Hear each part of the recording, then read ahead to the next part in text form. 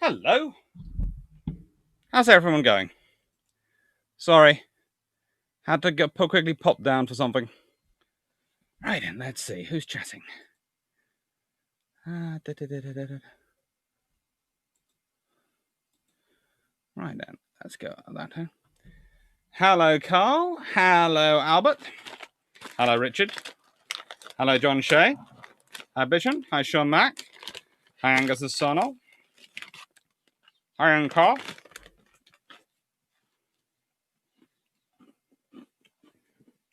Hello, old Richard. Hello, Blue Shirt Buddha. Hi, Greg Slavsky. Hi, Dope Scott. Seems live, but no audio and visual. I was grabbing Iron Brew and cookies.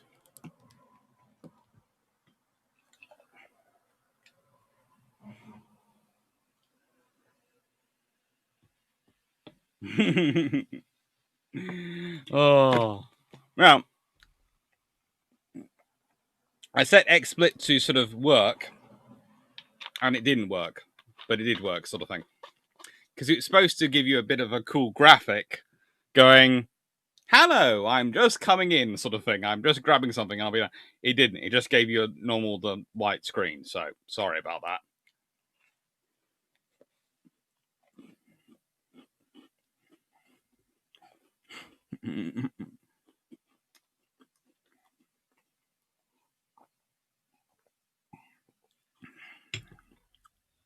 Derp Squad. Hello, for starters. I got told about a convoy being circled by an FW200. The commander got annoyed and ordered a light signal. Spotter getting dizzy. Please turn around. The FW200 to turn around. It's a true story. It is a true story, and it works. They did have fun with that. There was quite a good rapport developed between some of the Condor crews and some of the escorting destroyers by the end of World War II, despite the fact they were trying to kill each other.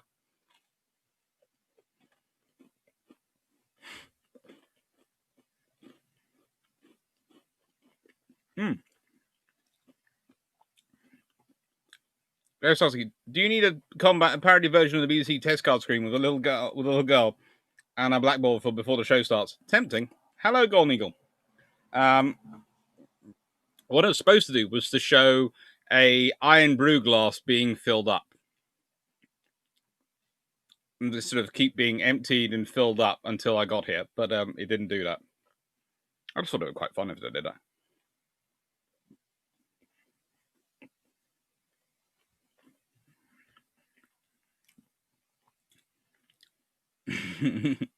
Hi, Stephanie. Hi, Golden Eagle. Yes, down in Parliament. Hello, Derek Ironhammer. Hello. Haven't seen you before. Thank you for joining us. Hi, Bill Burswick and Thomas Rottweiler.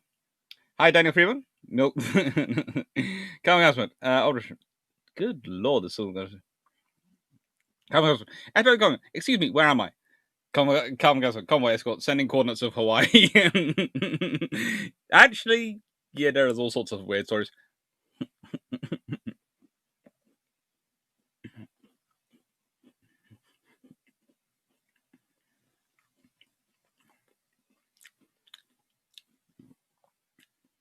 Wasowski. As a homework, I've dug up my copy of PQ17, Story of a Ship by Jeffrey Wynne. Ever read that? Yes, and it's very good. I haven't actually cited any particular books to this week.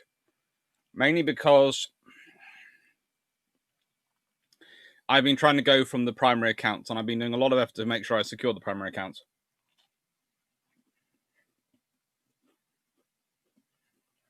Now, I will say the plan is to only go to 8:30 this evening, because at 11 o'clock tonight, I have a conference for SimSec where the bilge pumps are introducing everything. Yes, SimSec is having a 11 o'clock my time, 2 o'clock, I think, Eastern Standard Time in the United States, conference on Zoom. You can find links on their website. And the bilge pumps team have been invited to do the introductions. And they have technically budgeted me, Drac, and Jamie 15 minutes.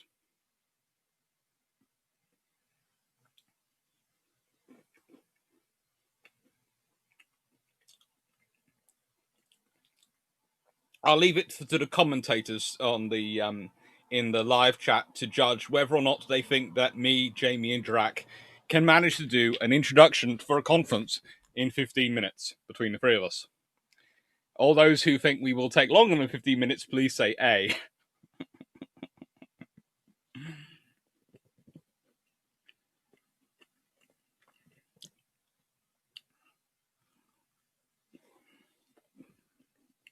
Mm.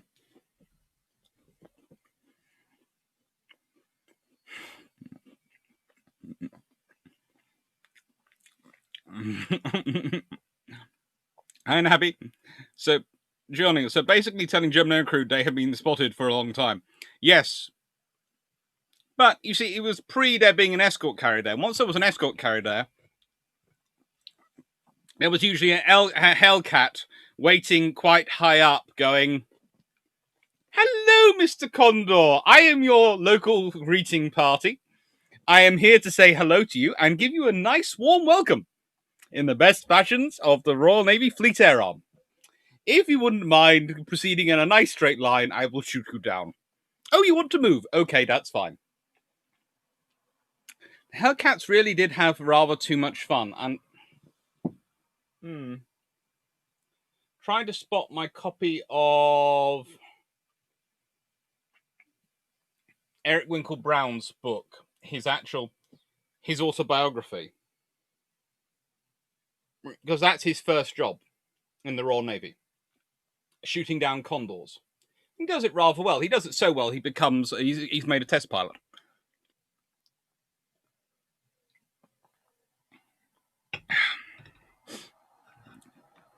Danny Freeman, seems like things sound. According to the timekeeping bilge pumps normally keeps, I'd guess you will take about 30 minutes.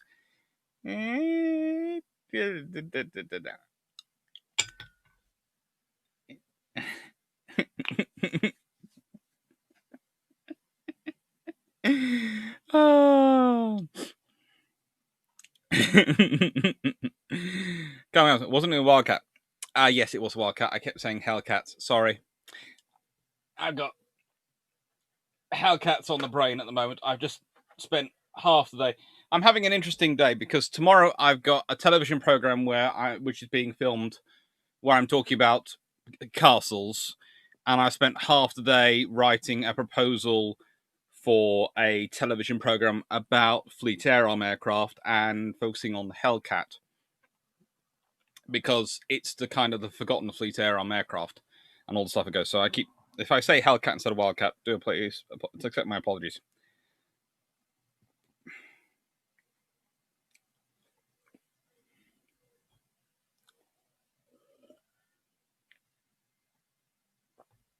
Yes, Winkle Brown did go get sunk on HMS Audacity. Jerison, my great uncle was on board the Flower class corvette HMS Zinnia when it was sunk escorting OG-71.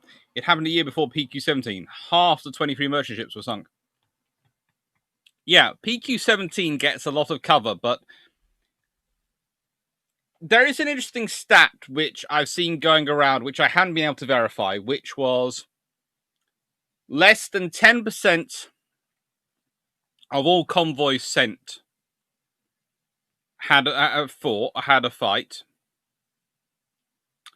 and of those, less than 10% of all ships that were traveling across, 10% of the ships which were involved in fighting were sunk in terms of their trips, because a ship could do multiple journeys in the same year and they'd add up. I'm not quite so sure of that stat, but it honestly wouldn't surprise me, because it seems to me the Allies get very good at avoiding German U-boats and doing it in quite a selective way. Richard Hughes, Wings on My Sleeve by Eric Winklebrand. Yes. It's a lovely book, and I have it literally sitting. I will probably find it the minute this is over today.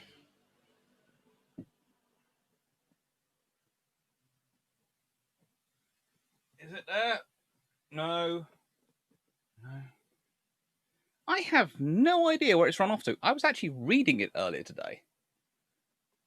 I swear this room is turning into a vortex with books where they just appear, I read them, I get what I need from them, and I put them down for half a second and they disappear.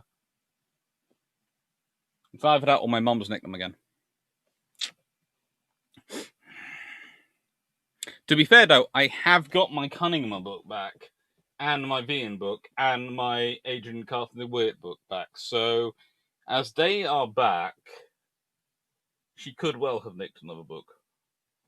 And Sims. Right.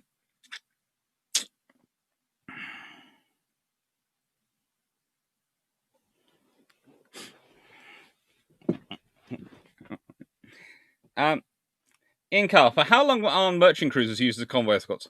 Basically, the whole way through World War II. There are always armed merchant cruisers going around, and there are variations on them. Some ships are just merchant ships which have a single gun on them. Some of them are quite heavily armed, because you need more ships.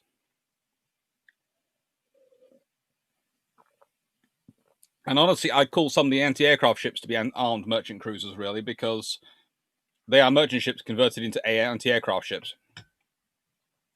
Jerison, PQ17 had 2 merchants per escort, so should have been relatively safe. It was dubbed the Nightmare Convoy. Yep. There were a few like that. I've got some books about some of those convoys. That's that one. Hang on, is that book?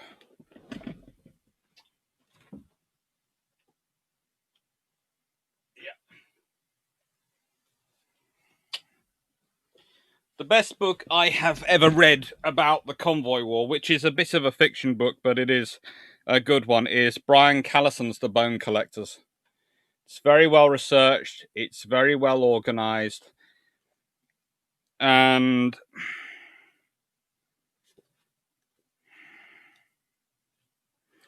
it's a read which actually brought a lot of the Convoy War to life for me.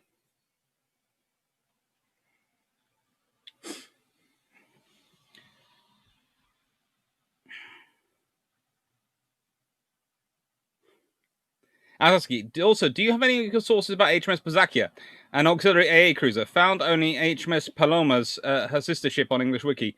Both scored a PQ17 and were interesting ships. They are very interesting ships, and I have found out some stuff about them, and I'm going to try and put some of that stuff in here. But actually, I'm thinking I'm going to do more, because the anti-aircraft ships are quite cool. I think I might do a special about them at some point.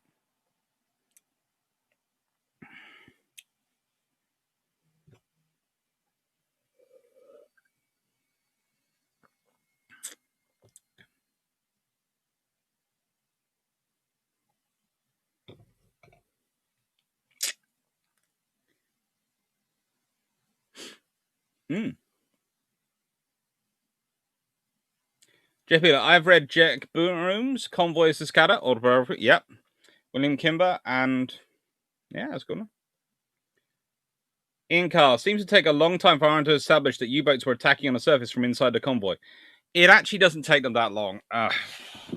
There is a famous thing which is attributed to the Admiralty learning about it when someone runs an exercise, a sort of a tabletop demonstration of what was going on, after having talked to some submarine commanders and various things. But actually, the interesting thing is, whilst that might be what the Admiralty, officially it's stated as, I find incidents of escorts running up the middle of convoys to make sure the submarines aren't in the middle of the convoy. And they are doing it earlier than that. So, but it's having enough escorts. It is having enough escorts. People think you snap your fingers and the Flower class appears, and flap your fingers and, Castle class and all this. It takes ages. As I was saying, it takes a year, pretty much. 333 days for the first Flower class corvette to be built. 333 days. That's the first one.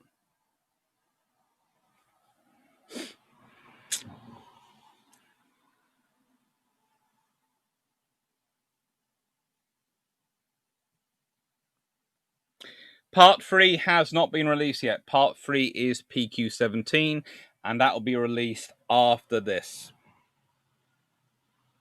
That'll be released after the live. I wanted to have the live discussion first and then release PQ17 because I wanted to have a chat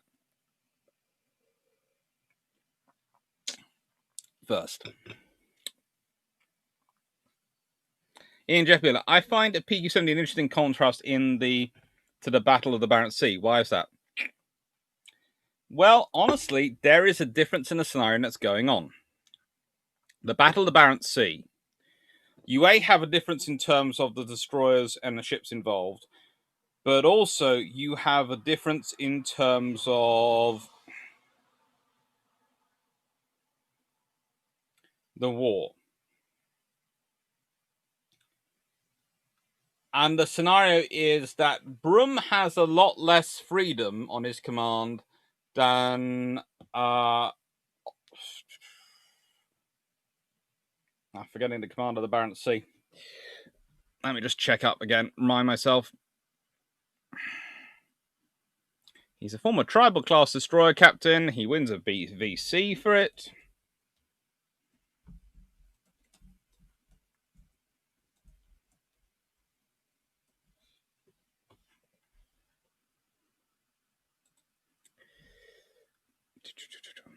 Sherbrooke. Robert Sherbrooke is a very different commander than Brum. But that doesn't make Brum a bad commander. It doesn't make Sherbrooke a great one. They are a difference in the terms of officers and the force they have under their command. Sherbrooke is prepared to be far more aggressive, and also Sherbrooke is dealing with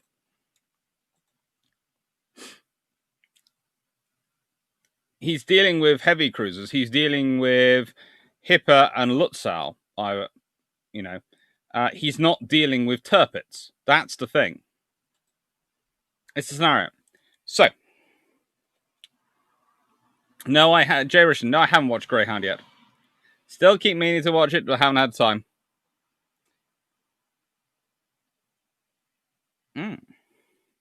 Ian Carr, when you refer to trawler escorts, were these mainly requisitioned or naval ships built on neutral hulls? They're a mixture of the two. There's honestly about between 400 and 500 which enter service during World War II. It's hard to figure out exactly because honestly, they swap and change names, they adapt. Crews lose their ships and then requisition a trawler from the local harbour, and it gets named the same thing. Keeping track of Her Majesty's trawler force is a full-time occupation, which I'm surprised didn't drive several in the Admiralty insane. And as for their modifications, well, oh God, help them all.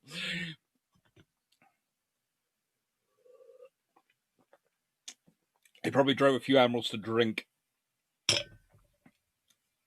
but they do have They do a lot of work, and there is a mixture of the two. There are some. I gave some examples. Ayrshire is an example of one which has been taken up from trade. She's built in 1938, and she's taken up from trade. But I gave also examples of the classes which were custom built, and the reason I did that was I wanted to show the difference between the two, but also the similarities. Ayrshire is built technically along the lines and fitted along lines are the ones which were technically supposed to be for harbour protection and harbour defence.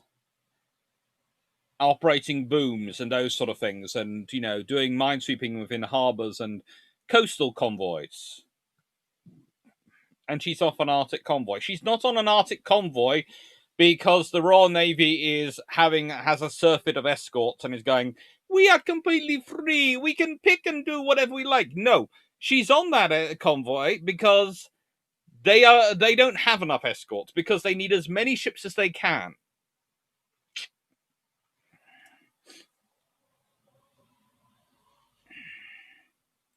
Carl Gasman, a remerchant cruiser, a standard Liberty with a 3-inch and 5-inch and several 20 mil so armed counts as an IRMC.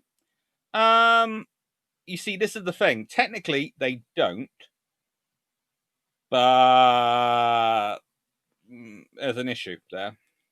They're certainly heading in that direction. Let's see. Derp Squad. The Royal Navy also had the benefit of the WRN in Western Approaches Command, teaching themselves the skills of U-boat aces. The wargaming out the best way to counter and sink the submarines. They did lots of things that were done. Hi, King George V. Jerison, there's a tribal class ship in it for you.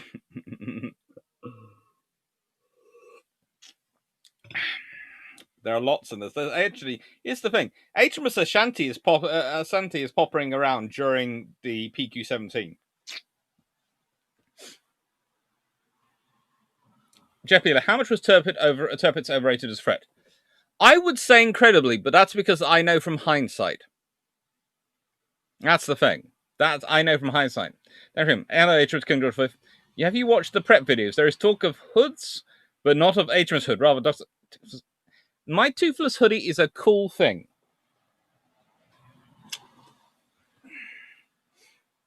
Although, for some reason, my girlfriend seems to have decided I'm less believable when I'm wearing this on my head rather than more believable. I think this makes me look more innocent. I think it does. It makes me definitely look more believable.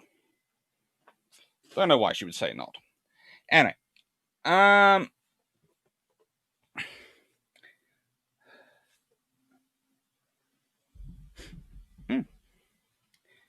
In car, how important effective was Huff Duff high frequency direction phone prior to escort ships with radar? It was incredibly important, and it was also again, these ships mostly do have radar. Quite a lot of the ships in the convoys do have radar. Quite a lot of ships do have Huff Duff. They are fitted with it. It's one of the things which are fitted to corvettes, and the corvettes especially make use of it. But also the destroyers have it, and they're doing their best with it to try and keep track of things. Good evening, Domar. I was asking, why actually trawlers were named HMT and IHMS? Weren't those in the Royal Navy? They were in the Royal Navy, but they're named Her Majesty's trawlers. There is a debate about that, whether they're HMS or HMT. It's a whole debate. It's like Her Majesty's submarine, technically not Her Majesty's ship, and all the things which go around that. And it's just, it's a whole nother video to work that one out.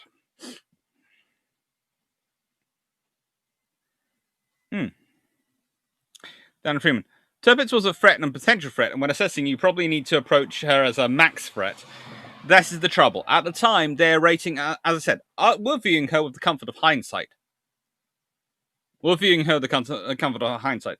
They're viewing her at the time, and they have to go, right then, so we hear she has radar, so they have to presume she's got radar, which is equivalent to their best radar, because that's what they're working with. You always presume the enemy has got a better or equivalent or better equipment than you do. Until you know different. That's your starting point. William Cox, here's a question. B-40, ungunned B-17 armed with extra machine guns, was unable to carry bombs and was too slow to keep up with bomber streams. How does it apply to merchant cruisers?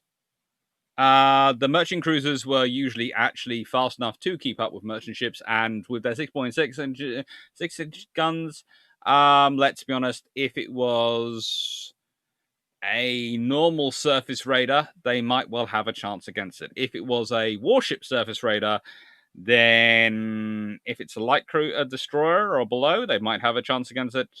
A light cruiser or above, not really fun. In car, experienced RN and even more so RCN crews on small ships were spread very thinly in the war, with recalls from retirement and reservists. Yes, let's consider. The average commander of a trawler was a lieutenant or a sub-lieutenant, Royal Navy Reserve or Royal Naval Volunteer Reserve. The average commander of most of the corvettes we're talking about are lieutenant commanders, if not sometimes lieutenants as well. These are not senior officers in charge of these ships.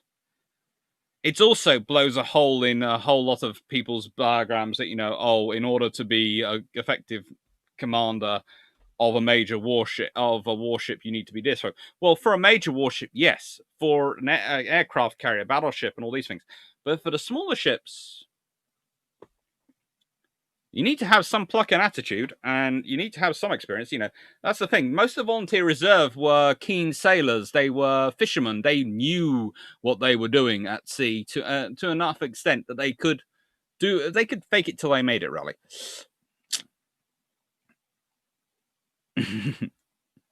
Thank you, King George V. I'm glad you like the hood. You should wear the toothless hoodie when lecturing to undergrads. I am tempted to, definitely. I think I will do at some point. JP, turbines could have been handled like Graf Sweyn and Bismarck, handed to death by smaller ships and aircrafts. Yes, if they're in the right place. Time for in-car. Time at sea for RN convoy escort duty without leave or relief was extraordinary. A recent 20 HMS Impulsive. C4. My grandparents wore. Interesting.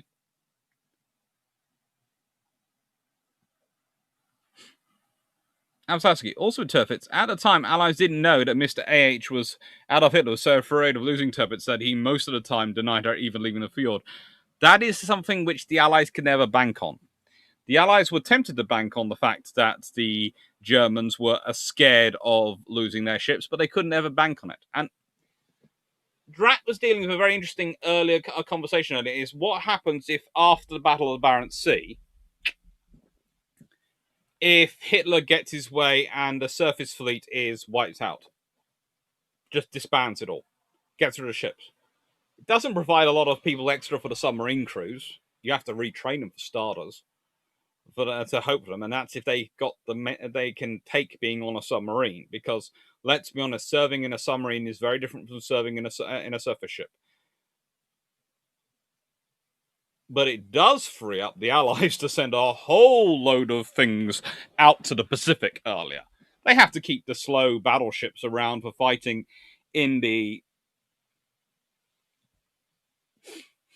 Normandy and providing fire support there, but you would aircraft carrier battle group, maybe a couple of battleships and a couple of aircraft carriers sitting in Gibraltar just in case the Italians make a break for the Atlantic, but the rest could all go quite happily to the Pacific.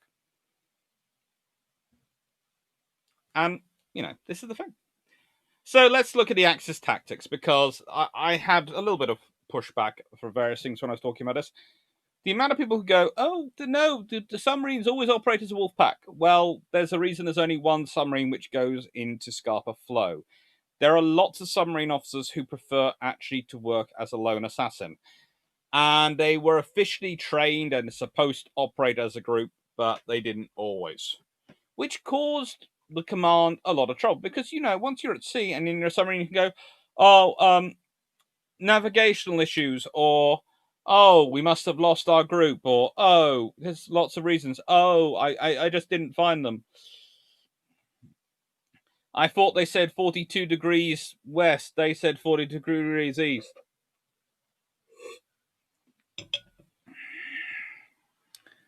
And to be honest, a few commanders liked it. And not just liked it, but a few commanders trained up people to do it. Because it caused trouble, lone assassin submarines. The British would lose a lot of ships thanks to lone assassins, because they would be looking out for the signals that would be associated with a wolf pack. That's how you got the data from Ultra and various other things with Huffduff. You didn't get any signals from a lone assassin. They were keeping quiet.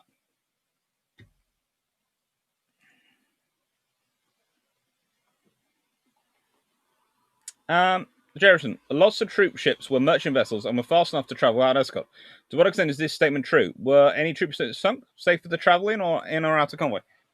Okay, the troop ships usually were fast converted oceanic liners, and they would travel at really, really high speed. So a convoy would often be making 10, 11 knots, sometimes less than that. There's a reason the convoy escorts, we can use trawlers when their stop speed is 12 knots, in theory. And corvettes when their top speed is 16 knots, in theory. Please note, I am adding the in theory because, as I said in the video earlier, they do have interesting mechanical engineers who are very hardworking. So if you've got a ship which can proceed at maintain 30 knots the whole way across, and again, troop ships often weren't unescorted, okay? Sometimes they would be unescorted, going at their 30 knot speed the whole way across. Sometimes they'd have a C class or a D class or another light cruiser which could maintain the speed as well attached to them. If they thought it was high risk, they would have a fast going light cruiser with them. And it was safest way to get the troops across, and it worked. They were, I don't think any of them were sunk during World War II. At least I don't remember the story, because that would have been a big, big loss. That would have been PQ17 level of impact.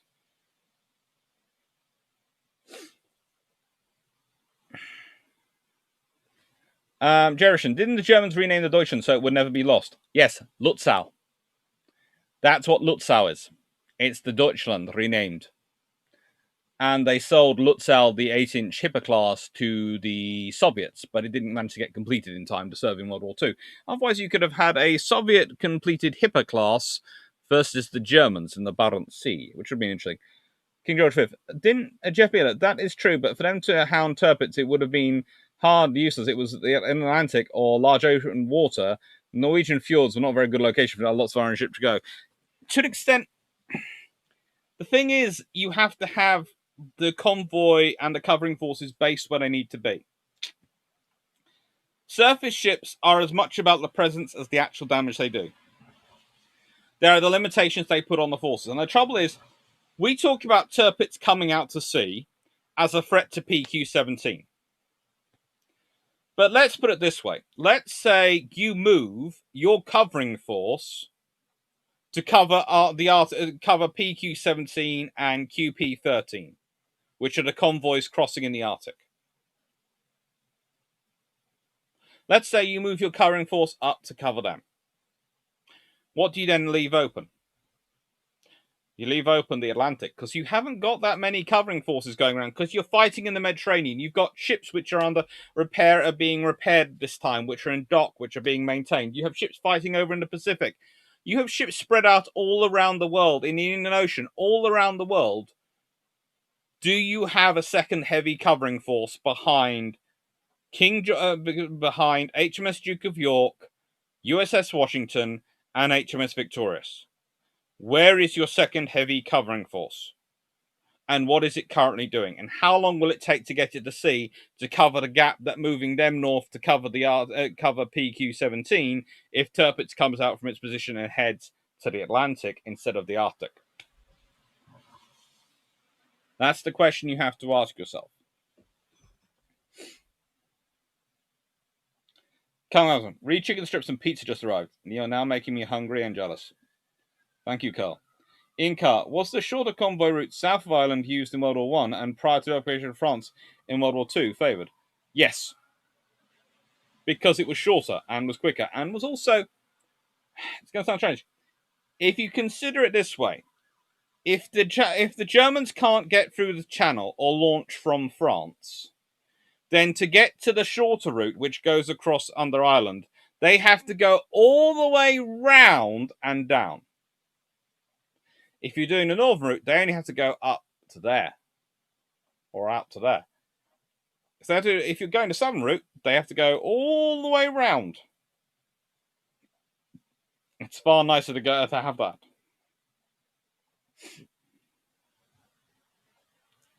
Jeff Hill, is Tirpitz at sea not a big juicy target to attack? If you know where it is. If you're confident you know where it is and you can get everything in there, that's fine. William Cox, scattering would have piqued Tirpitz's ears up. That's for sure. Maybe there was hope. That wasn't what I was on. That's good. The clock. Is it part of the likelihood of spotting one of the group is easier and the alarm raised more often than when a U-boat was operating alone? Yes. That is the thing. And also, when you've got a group operating, they're communicating. King George V. Very, very, very juicy. Pretty much if the Germans sent the Tirpitz into the Atlantic, it would be the equivalent of Germany fighting the Royal Navy's piranhas with fish and chips. It could do a lot of damage. There are lots of convoys going across the Atlantic, and there isn't a lot back there that can get in a position to stop it. Now, we all remember, of course, Bismarck, but she sank the Hood on the way out, which was the Royal Navy. It was a black day for the Royal Navy. But also there's Scharnhorst and Gneisenau, who got out and got round and managed to get back home. The Germans have a track record of getting lucky. On paper, there's no chance, but in your mind, you have to consider it if you're a British admiral.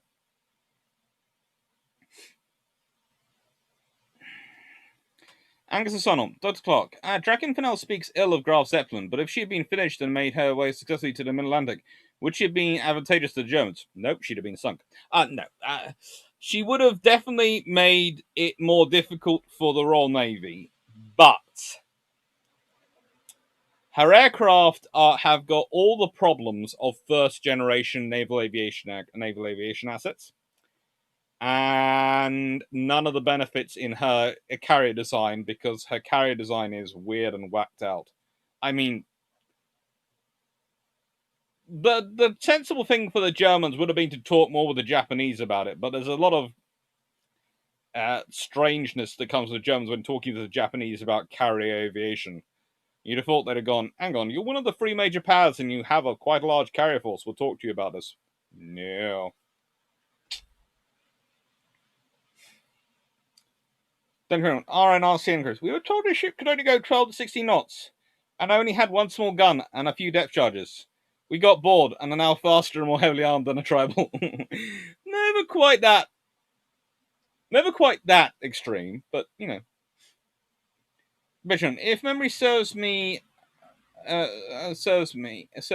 in the Pacific utilized both lone wolf and wolf pack tactics with their submarines. I think most patrols were lone wolves with occasional cooperation. Yes, they did. William Cox. Liberty ships meant for 12 nautical convoys. Victory ships meant for 18 nautical convoys. Also, I remember. 15 knot. I think you mean knot. If you're naught. Don't worry. Liberty ships meant for 12 knot convoys. Victory ships meant for 18 knot convoys. Also, I remember. There was a slight difference in the design, but again, they did like to tinker.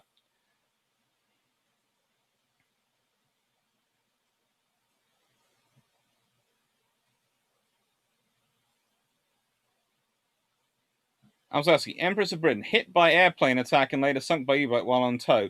She was quite a large liner converted into fast troop transport that was sunk. Yep. Okay, so she was hit by airplane attack and then later sunk by U-boat while on tow. So if they managed to get an aircraft, HMS Caraco sunk in collision with RMS Queen Mary while trying to escort her at 30 knots. Yeah, there you go. Or C-Class.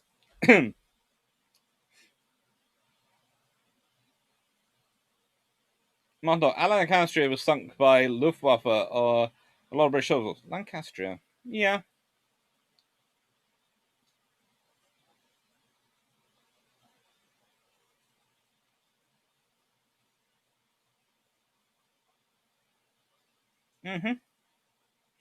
But it's going to sound terrible. None of those there's a list of various troop ships going on. A troop ship, SS Khedive Ismay, was sunk a week after sailing from Mombasa with the loss of 1,297 lives. Nearly 1,000 East African troops perished on the fateful afternoon of Saturday, February 12th, 1944. Yeah. They did get sunk, but not... This sounds terrible saying. Not the really, really big ones. Although Queen Mary seems to have sunk her own escort.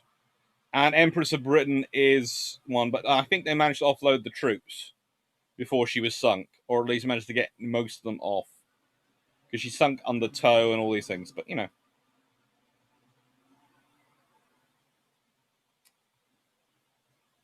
In car, Irish Republic allowing overflying of the flying boats from Lufern over their territory to assist with range of air cover and landing, and significantly reduce the aircraft. Yep, that helped. But there again, also, there wasn't really much they could do to say no. The Irish Air Force has never been that big, and honestly, I think the Irish were worried that if they actually put up a huge, they didn't. The British wouldn't interfere with the Irish being neutral as long as the Irish weren't invaded and the Irish didn't mind them occasionally cutting a few corners.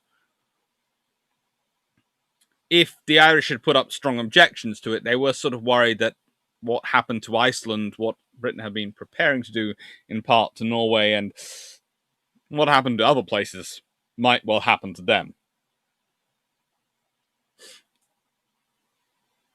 I'm sure there weren't any plans. Jepila, how much was just turning PQ17 an option? Quite difficult. It would have been interesting, but quite difficult. Then, going back a bit, you have mail? Well, Skype chat as a loading screen attempt.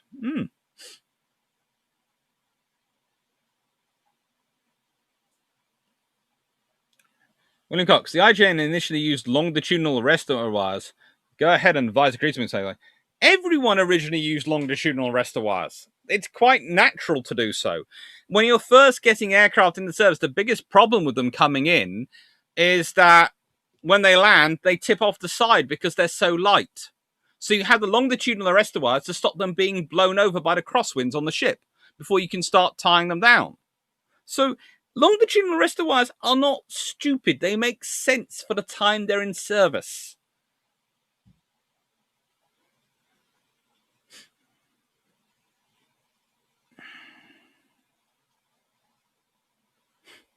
Stephen Wilson, the Nazis' racism was helpful to the Allies as they continuously ignored or disregarded the rest of the Axis powers to their detriment. Yep, it was helpful.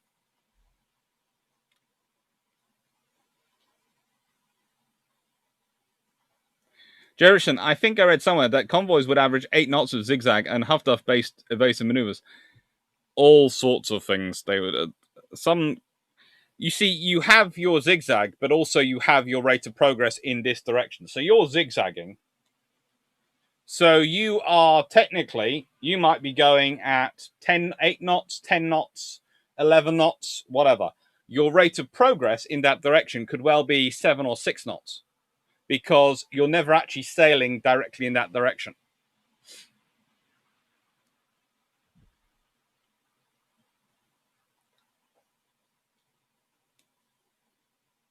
Anyway, so this is some of the Allied tactics, and we've already been discussing the various routes, so we'll talk about this now.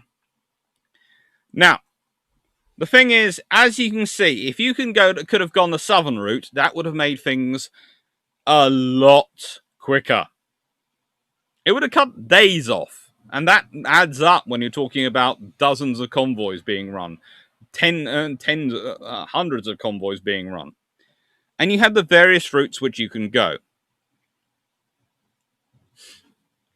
Also, I do specifically have the joyous thing that is Convoy PQ18 here, because I want to show part of the aftermath of PQ17, but I also want you to think about what they were trying before that, because PQ17 wasn't unescorted. It had a fairly decent convoy escort for its time and its size. And it reflects the fact that in the middle of 1942, ships are coming online. By the end of 1942, a whole load of more ships have come online and are available. Ships which were nowhere near service in June 1942 are available by September 1942, October 1942, and November 1942. And this makes a big difference to operations.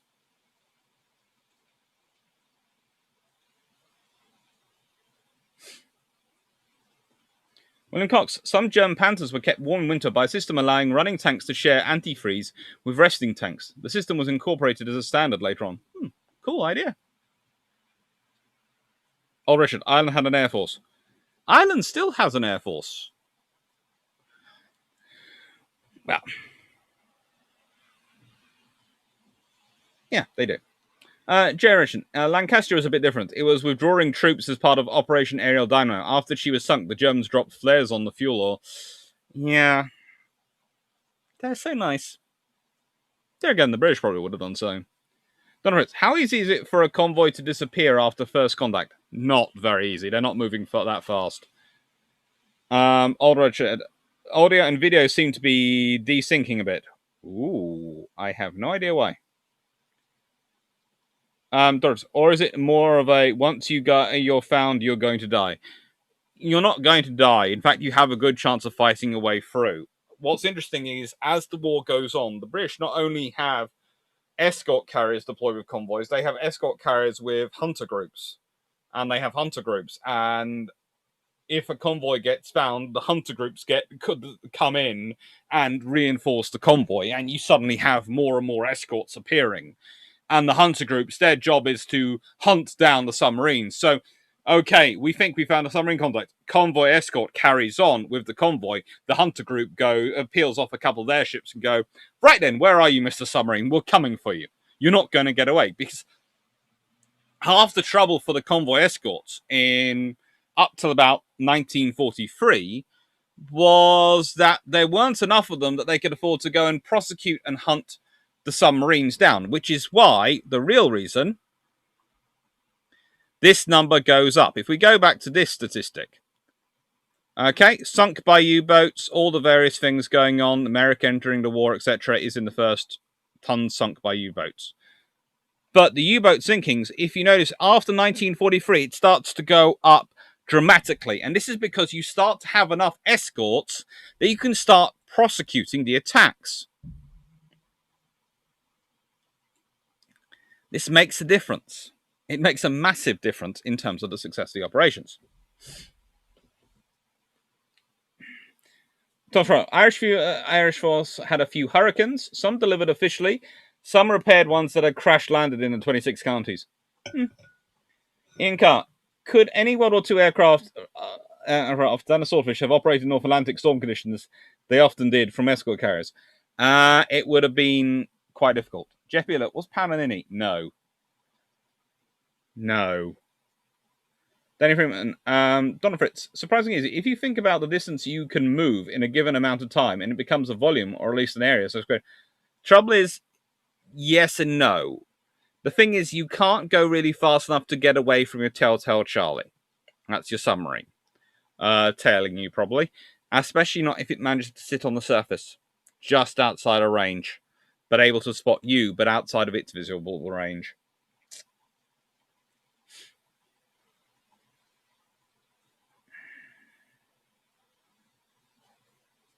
Hello, Yickers. Vision, the convoy escort for PQ17 would be half of today's RN. Yeah.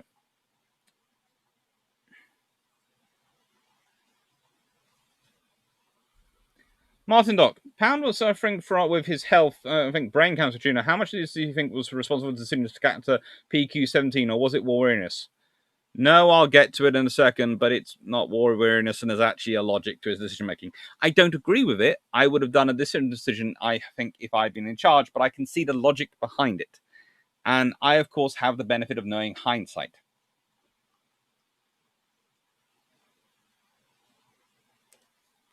Jeff Beeler, what do you think of this January 2014 BBC Two documentary, PQ17, Arctic Convoy Disaster, written and narrated by Jeremy Clarkson, retold the story of the convoy with first-hand testimony from men served? I enjoyed it. I really do enjoy it. I think most of his stuff is good. Jeremy Clarkson does good history ones, good history documentaries. Jason, in the film Greenhound, there is a scene where the U-boat commander radio operator taunts the convoy escorts. Were psyops ever used in Battle of Atlantic? Not really. I think that was added as part of the thing. Phoenix, where's part 3? It's coming after the live. It's recorded, it's sitting there, but it's not coming up till after the live. Derp Squad, I'm not sure the Allies can complain about flares and oil when they actively attacked their own rescued seamen to try to sink U-156 in the Laconia incident. That I wasn't complaining about it. I was saying the British would probably have done the same thing. It's fighting a war. In peace, we talk nice things and we have nice rules. And they're all good and everyone follows them because it's peacetime. And in wartime, the first thing that goes out the window is the rules. So have no faith in the rules surviving in a major war. They don't. The only way reason rules survive is because you don't want if it's something you don't want the enemy to do to you, so you don't do it to them because you don't want to give them justification. Biological warfare is a good example from World War II. Both sides had stocks, neither wanted to do it. Chemical warfare as well. You know, you can imagine the Blitz if people had started using chemical warfare, but Hitler didn't want it happening to German cities, and the British didn't want it happening to British cities, so both sides, despite their large stocks of weapons, didn't use them. It's a version of mutually assured destruction. Don Fritz, did subs surface and then deploy periscopes to extend visual range? If you're, or was that a strict underwater tool? I think occasionally they tried it, but I don't think it was really that successful because it makes quite high and it causes trouble for keeping them surfaced.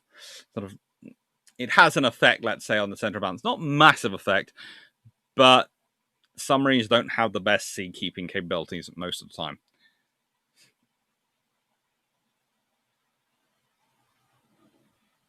Phoenix, Doctor of Naval History and of Teasing. Well played. Yeah, I try. But also, I thought if I kept the actual third part free about PQ17 till afterwards, then I could have an interesting discussion with you all rather than spending most of my time going pound, because I know what I'm going to get to at the end of this, and when I'm talking about pound is going to cause some disquiet because I have a different view. How unsurprising. I'm a naval historian. We always have different views. Okay. Golden Japan did use both bio and chemicals versus China. Yes, they did. But China couldn't use them back. So notice they didn't use them on the Americans or the Brits.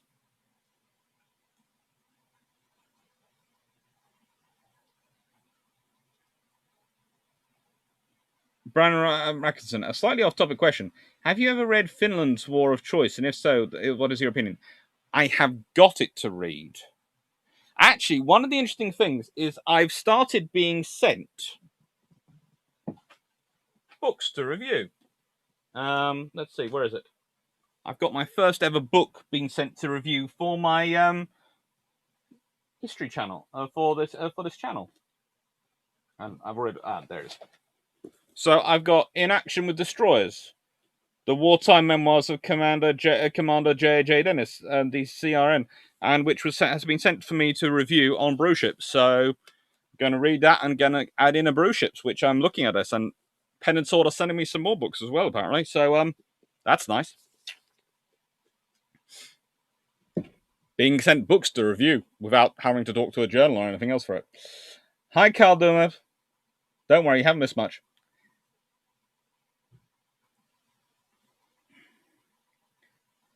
Councillor Drowsiness, hello. Any ideas on what such convoy wars would be like if they would happen today? Messy. But probably a lot of containerized weapon systems involved. I wouldn't be surprised if you start seeing a lot of containerized self-contained weapon systems in container modules being put aboard ships, etc., to try and give them protection. You would have to work out how to build some escorts rapidly. They would probably be unmanned small surface vessels to fill the flour and trawler roles and, oh, good lord, frigates and destroyers. Yeah.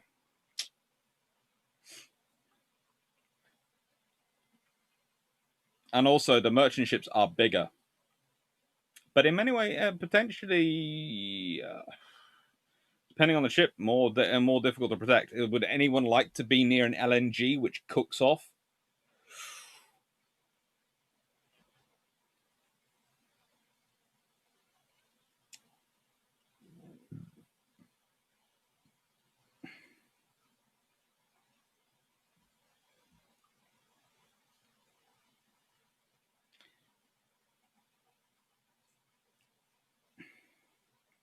Derp Squad, they wouldn't taunt the convoy because they get triangulated or direction finding use on them and run down. Bingo. Jerison, the Japanese use chemical and biological weapon warfare against the Chinese. as Golden Eagle has said this, and I refer to my earlier answer. The Chinese couldn't use it back.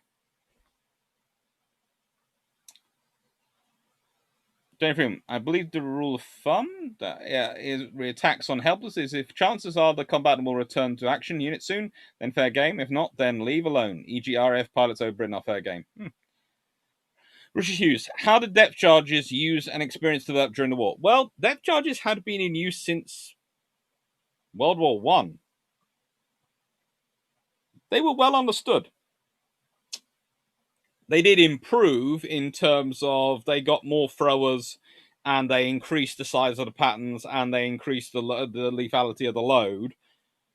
But honestly, a lot of that development had been done in the interwar period. Depth charges had been developing pretty constantly from end of World War One onwards.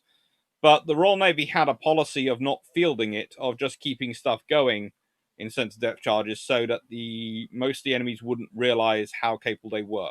It's like they downplayed ASDIC as far as the part of the world knew and its capabilities quite a lot. When actually its capability, they overestimated capabilities themselves, but downplayed it so much to the wider world that actually the wider world underestimated it almost as much as the British Admiralty overestimated it. So the actual reality of ASDIC is somewhere in between. William Cox, we, the USA, have a considerable stockpile of chemical weapons and consider using them against a possible invasion of Japan. Yeah, I know. Decided not to. But then you develop nuclear bombs and use them, so... Getting Convoy away from U-boat. The Bismarck hydrophones picked up a hood before visual contact. I guess the zigzagging Convoy made more noise. And you will zigzag after having a U-boat contact. Yes, you will.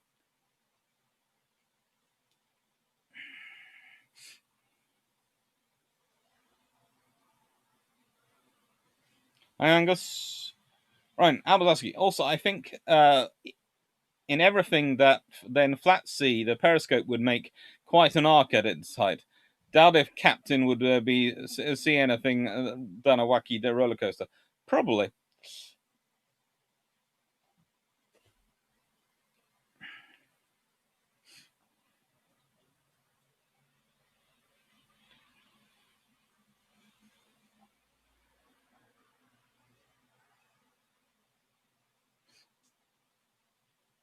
Don Fritz, Germans deployed chemical arms in the battle for Berlin, but the order never came. Probably very good that they were not put in use. Probably.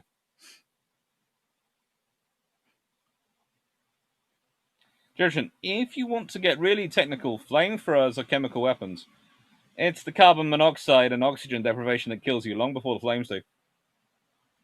Technically, yes.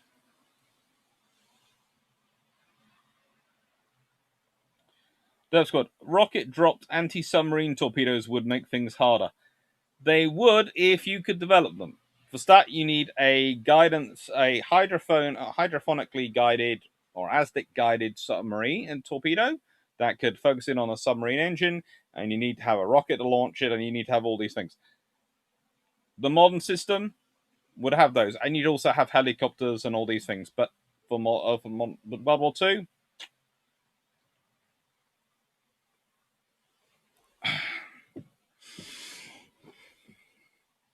Donna Fritz, also, how did planes hunt subs? I guess I never understood how. Were they just using the Mark 1 eyeball with binocs to check for wakes in the water? Well, that was certainly to an extent. They also had radars, which would pick up periscopes in the water. And when the submarine surfaced at night, or they would pick up their snorkels, if they were recharging later in the war, there's all sorts of things they would do to try and make it so that they could find the submarine. Mostly what aircraft are really good for is stopping the submarine being able to operate on the surface, where they are further, where they are able to recharge their batteries, where they're able to get more oxygen. So if you force submarines to operate underwater constantly, you actually reduce their range dramatically. So aircraft, anti-submarine warfare in World War II and World War I is as much about denial of space as it is about actual combat.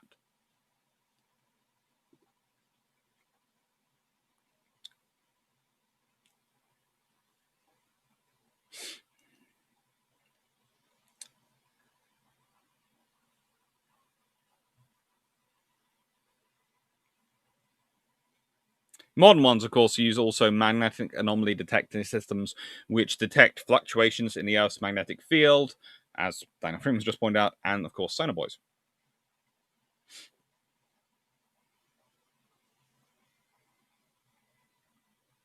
Ryan Truck, what is your view of Engage the Enemy More Closely by Barnett? Is it a must read? It's definitely a good read.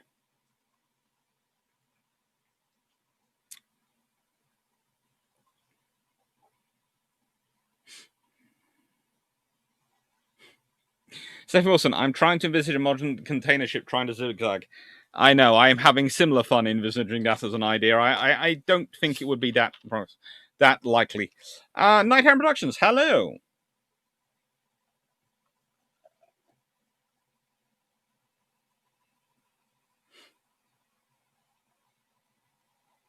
Jeff Wheeler, looking at Pound's successors of First Sea Lord, as two Admiral Cunninghams? Yep.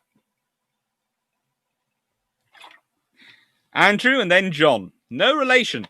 But I am actually, they're no actual close relation, but I am convinced they must be related in some way because Cunningham is not that common a name.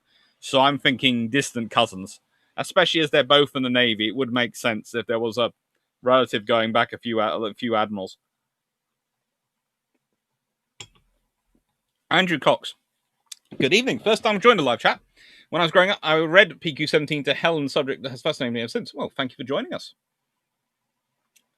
Golden Eagle, Roger Keyes' first SL. That would have been an interesting scenario. But actually, that is the other option if you don't have Pound as first SL, believe it or not. Well, at least one of the other options. There's also Tovey. Who could have been interesting as first Sea Lord.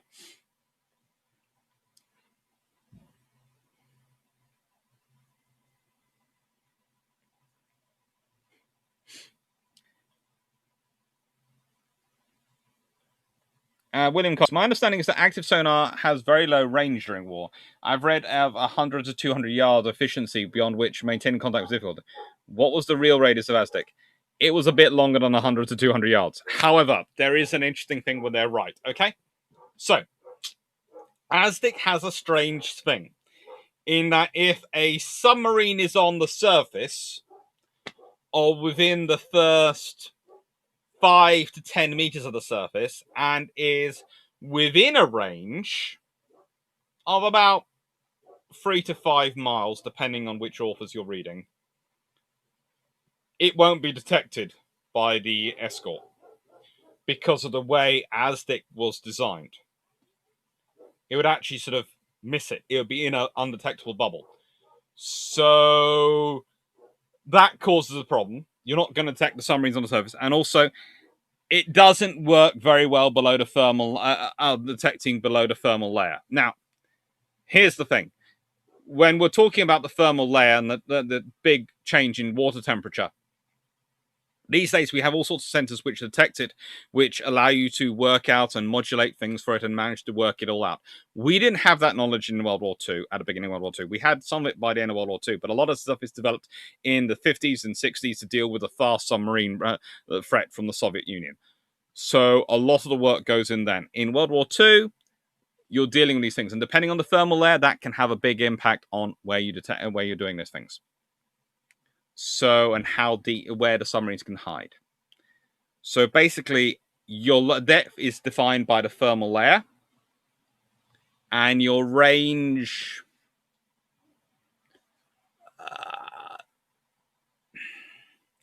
You're probably not in too higher double digits for maximum range of Aztec.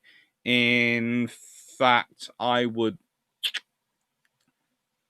Passive is a lot. Passive and active, it depends on a lot on the water conditions. I have heard stories of them detecting submarines 20 miles away, but that's been expert hunters. That we're talking.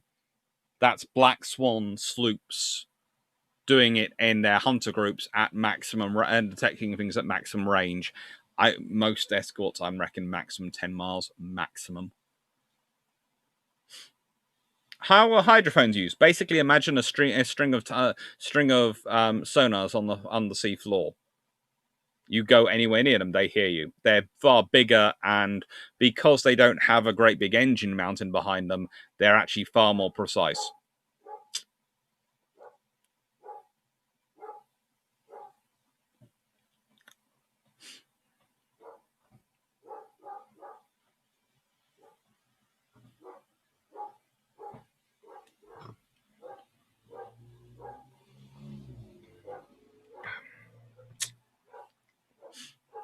Mm.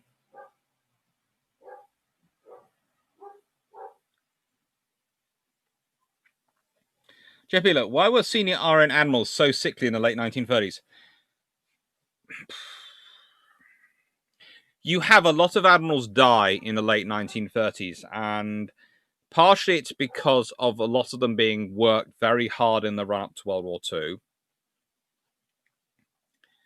But also, I think it's to an extent the life they lived at this time. And what's one of the interesting is some of the ones who are most sickly are the ones who are the most were the biggest health nuts. You know, lifelong joggers, fitness freaks, and as we'd probably call them today, you know, by those standards, their days were some of the ones who were most sick.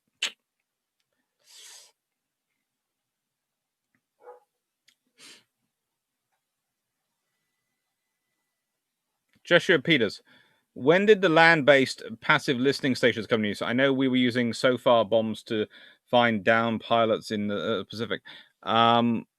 Britain has listening posts operating prior to World War One. Lots of nations have land-based listening posts. Listening posts are part of the standard operating procedures for this period. So we have HMS Lotus and HMS Ayrshire here. Lotus is pretty much brand new. Okay. 1942, she's entered service in May. PQ17 is the first convoy she's gone on. She does quite well for it. But this is my point again about convoy strengths and the escorts being used.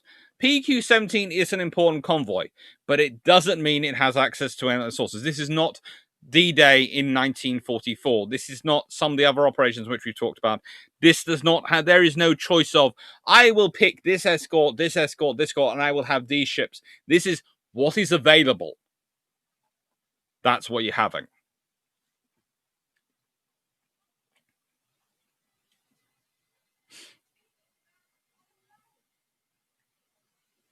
Mm-hmm. Jane, that's clock. Rear Admiral Tovey was too junior from when Pound became first FL. Therefore, the cover was somewhat bare. Actually, it's going to sound strange, but for first SL, there are officers who are considered on that track. Okay? And you can tell that by their postings. And it wouldn't be the first time in history that a prime minister has decided the senior officers were not well enough to do the role and reach down the list. Okay? It would have been unusual, but it wouldn't have been without precedent. Or gone into the retired list. There's always the option of going for admirals of the fleet, because they never retire. And you then appoint a deputy first SL underneath them. So that would probably be in the scenario with Tovey. It would be in a case of, oh, first Sea Lord, yes, we're having a major war. We're going to appoint Keyes, Tritt, one of them. They're alive. They're still able to function. And you're going to get Tovey as your deputy commander, or Somerville as your deputy commander. It's not unusual. It's not without precedent, and it's one of the ways which work. But that isn't the route they went.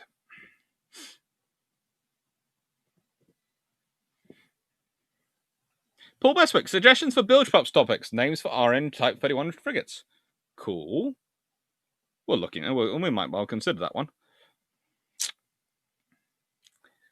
Carl Gasman, when was Dipping's towed sonar invented, first deployed? World War II, actually. They do start working on towed sonar arrays then.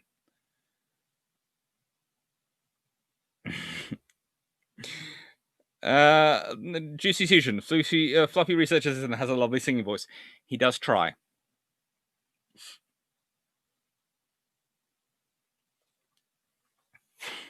I think I'm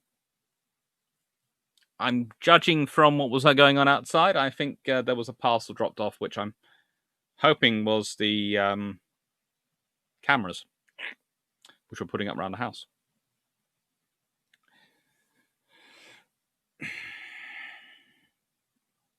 Constant drowsiness. I've heard of comparisons between the convoy wars of World War I and II to those of the Age of Sail. What lessons were drawn from both sides from this, if any, from the early wars?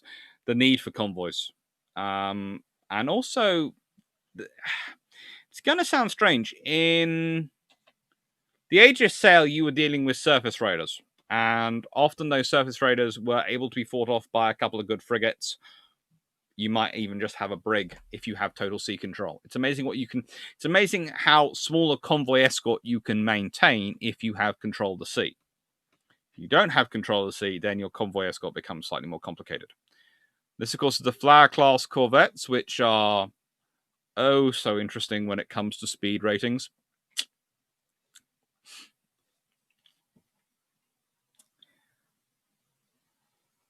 John Luke, hello. Good evening, Dr. Clark. How would convoy warfare translate to modern times, especially in terms of size of fleets today, relative merchant fleets?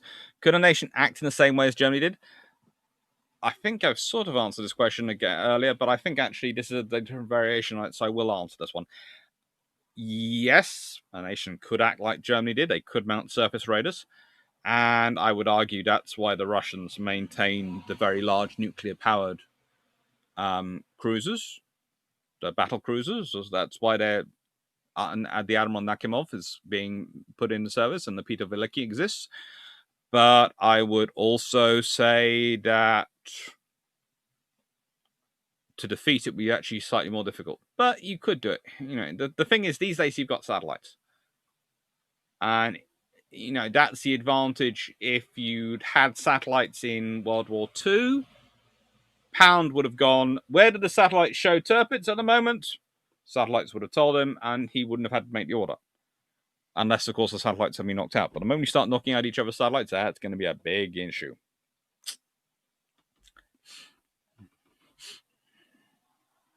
Carl Gasman, post-war, there was a big scandal in West Germany trying non-magnetic steel U-boat. In the first unmanned trial, the boat had catastrophic leaking.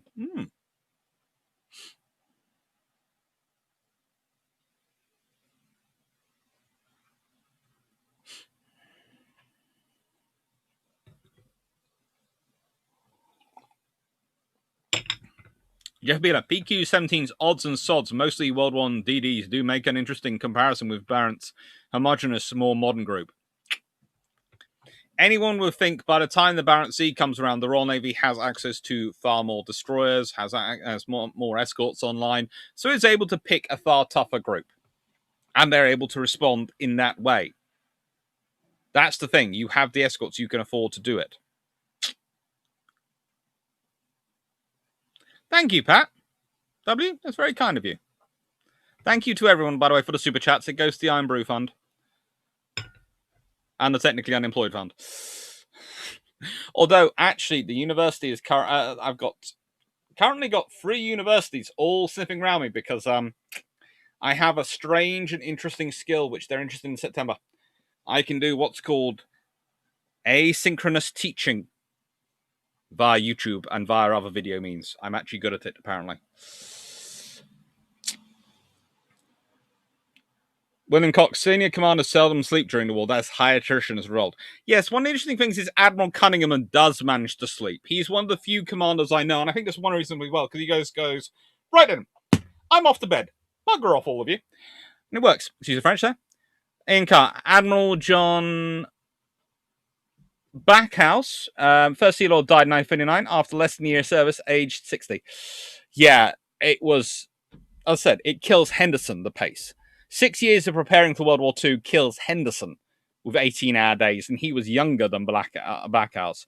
The pace of the preparing for World War II kills quite a lot of senior commanders in terms of what they're doing to try and get the Navy ready for it.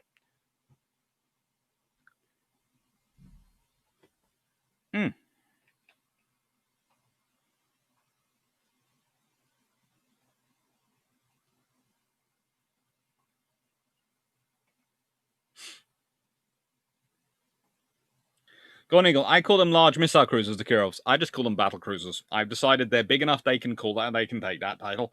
And they're armored enough that they are, frankly, a battle cruiser.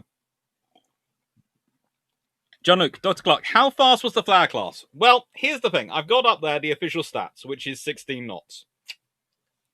But as I've said, they officially have two different types of engines which are used.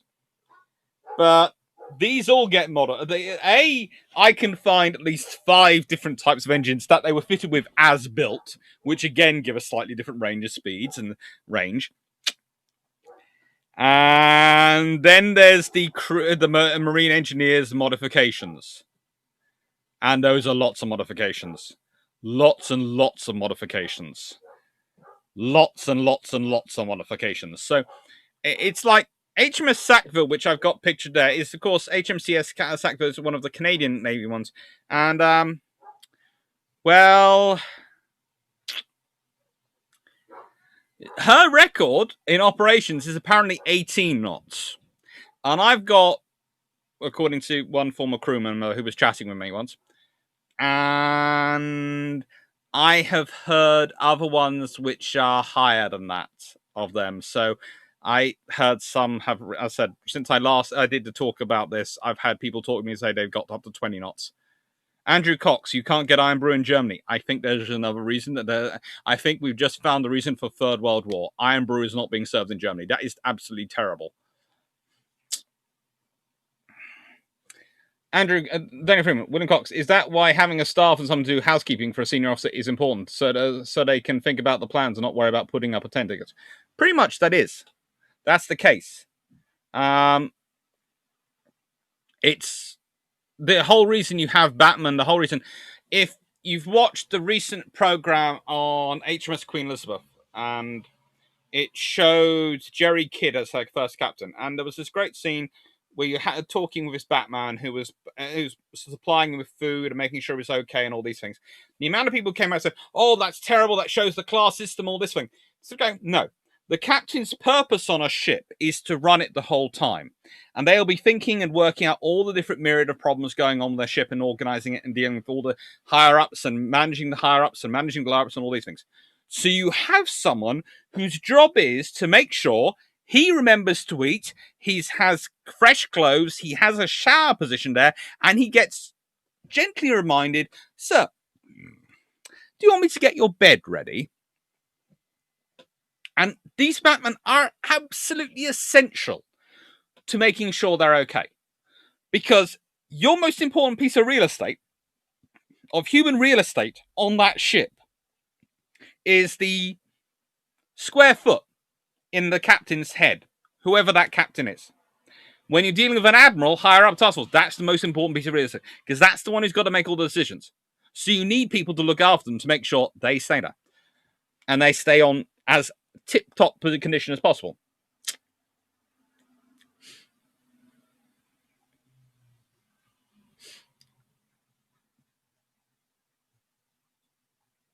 Mm-hmm. NATO, we have satellites, USSR. We have Baltimore and ASAT cable in MiG-25s. Yeah. Again, I can't emphasize more how long it takes to build ships. It really does take time. People look at them and go, "Oh, they're so simple. They're a flag class." Well, it's still most of a year to 333 days or 330 days to build them. When you're talking about destroyers, you're talking most of 2 years, even for the simple ones.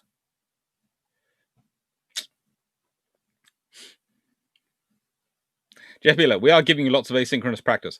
To be honest, I've been doing it for a while. If you've ever looked at them, I do a whole series of videos which I put on YouTube because the university system wasn't working for my SAS teaching at Kingston, for the work I do teaching academic skills. Because basically to try and make my post into a viable post at Kingston, I'm academic skills advisor, lecturer, and history of engineering lecturer. And those sort of posts have all been mashed together to make it into a viable post to actually employ someone for. And I'm apparently going to get a pay rise as well, maybe next year. So you can always hope. They always offer me a pay rise, and I always hope they'll actually give it to me. It depends how much the pay rise is, though. Be nice. Andrew Cox, Commander sleeping. Thinking of Rodney's captain being woken with news that the gunnery officer reports Bosemark inside. His response allegedly, well, why hasn't he opened fire yet? Yeah. That makes sense.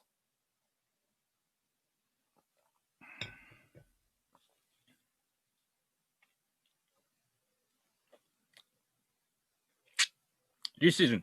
What is the highest speed in a historical record for a hot-rodded flower class? The highest I have heard from a source I semi-trust, but I cannot verify by finding another source, is 20 knots.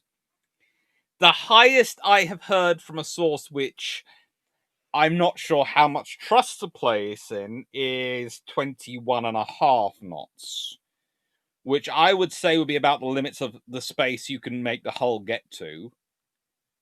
But, you know, it could be interesting.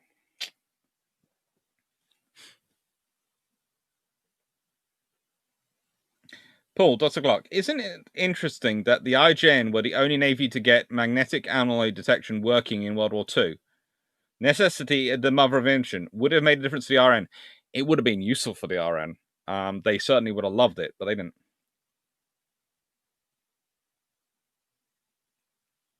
Carl Gasman, Kirov's at a battlecruiser. Drac wants to find a modern battleship with the Western equivalent systems of a Kirov. Yeah.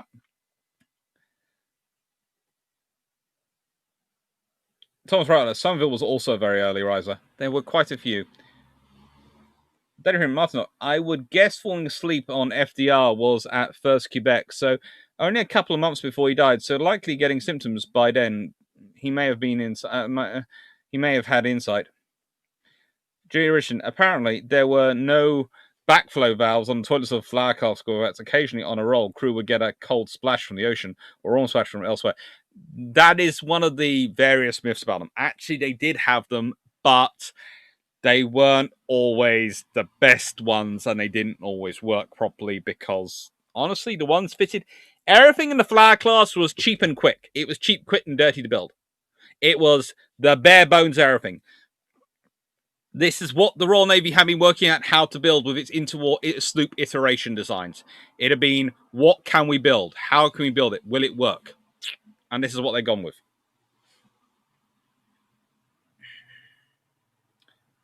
Dev Squad, Dev Squad, if production methods like those used for Liberty and Victory ships were used, could Flower class be built more quickly? Possibly, but it's, again, the thing is, they were built using the yards available, and these were the ships that could have been built quickest in the yards available. And that's the thing. That's why they have to work with the yards they have available. They haven't, you know, it would have been probably quicker, yes, but would it have been quicker to shut down the yards, retrain them all to the new systems, and then start building them using those methodologies? No.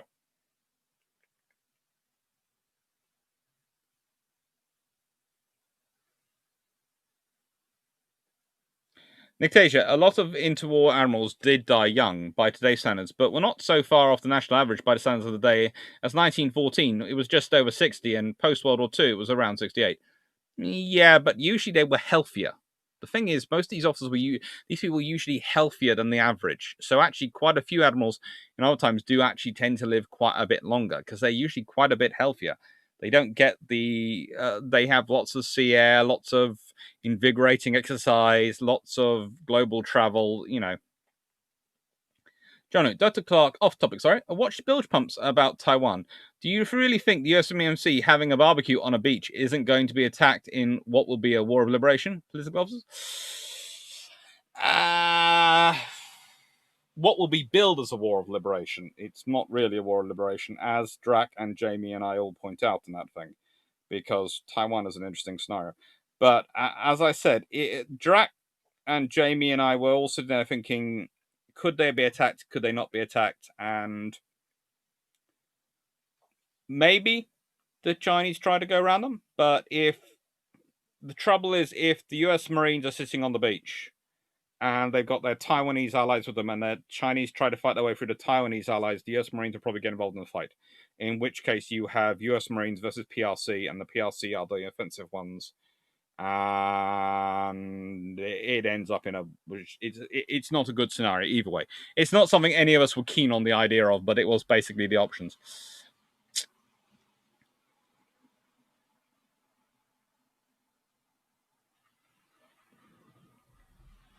Mm-hmm.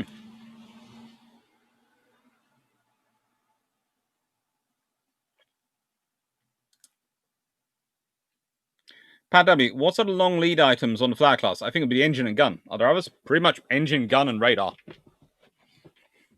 That's it. And Huff Duff.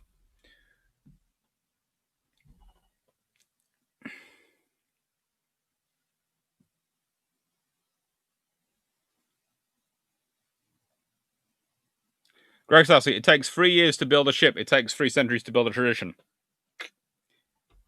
Takes 3 years to build a ship, 30 years to train a crew, 3 centuries to build a tradition.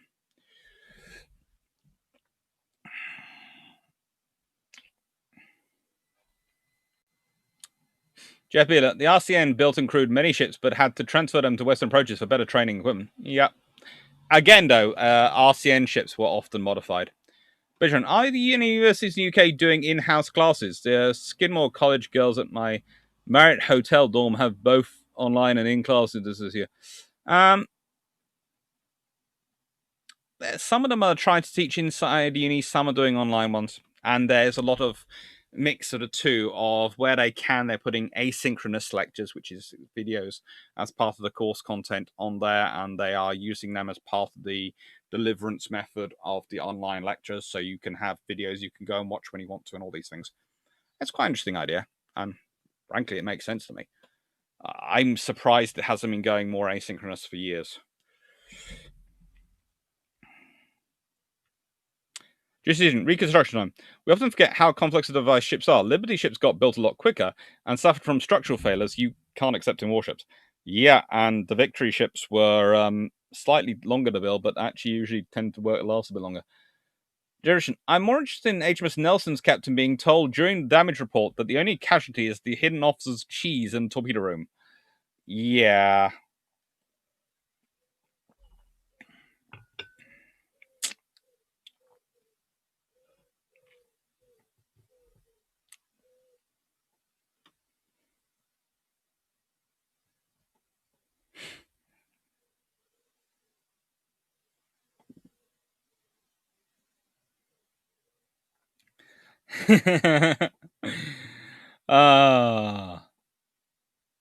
William Cox, the worst rollers were the flush deckers.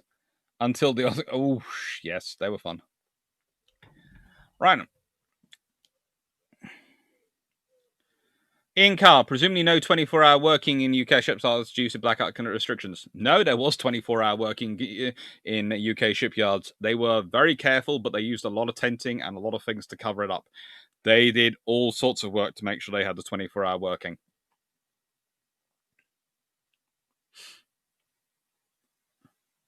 Jeff, correct car. Canada did not have as many training infrastructure. They did a lot of work and they built up a lot of training there. Vision. Instead of battle cruiser, I would go with strike cruiser for long range modern anti-ship cruiser. But naval terms are always being recycled, so why not have battle cruisers? Yeah, that's what I like.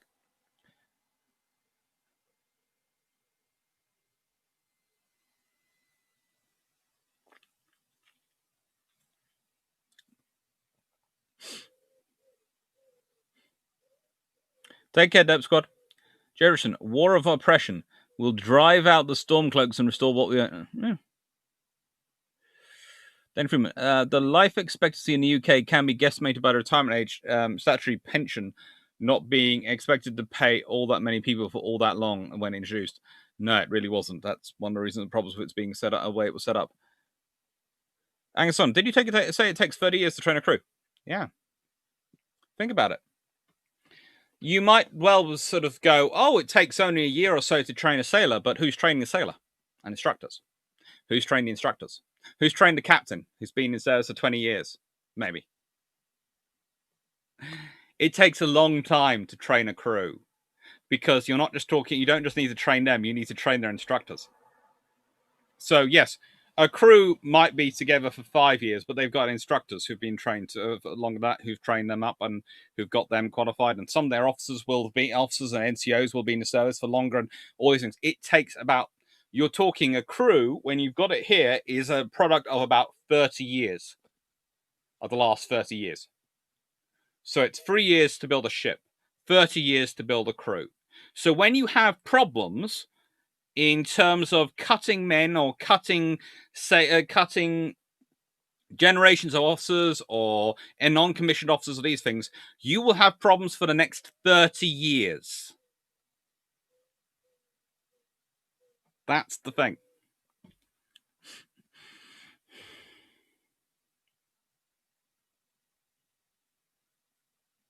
SF Pets, hello! Just saying out, we spent some time at the BCMH convention in Lancaster. That was fun. I see you again.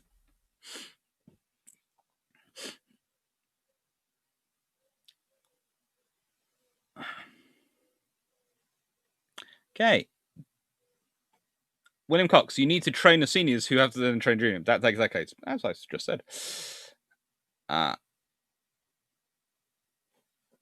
John Luke, Dr. Clark, could you do a theoretical brain exercise game of Taiwan war in bilge pumps? One of you playing a part or discussion, or is it just too much to manage? We'll have a talk about it. We've got Andrew Lambert and a few others coming on bilge pumps soon, so we've got some very interesting interviews coming up.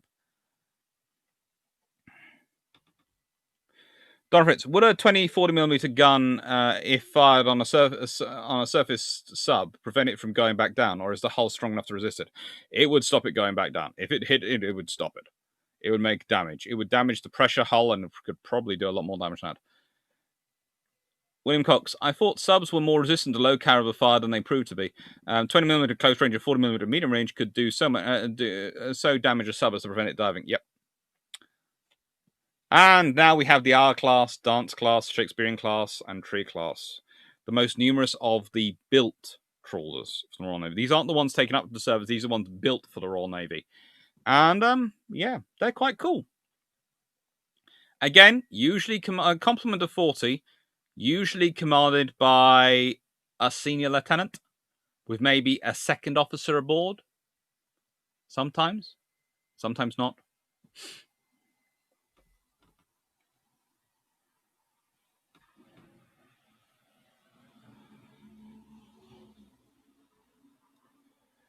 Jeff Beeler, King did pretty well. No Canadians died in land battle until Hong Kong and no continuous fighting until Sicily in 1943. RCF had more casualties up to that point.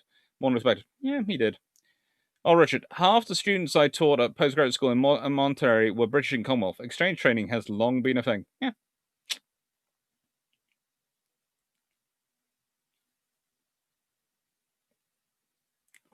There are lots of kings in senior roles. John Luke, I would like to see Rodney fight an Iowa. In my dreams, a lengthened Rodney pushing 30 plus knots versus an Iowa. Regardless, Rodney is a good ship. They should have been in a museum for getting Bismarck. Possibly. Carl Duke, Cox, which king? Oh, yeah. Okay. Juicy Season.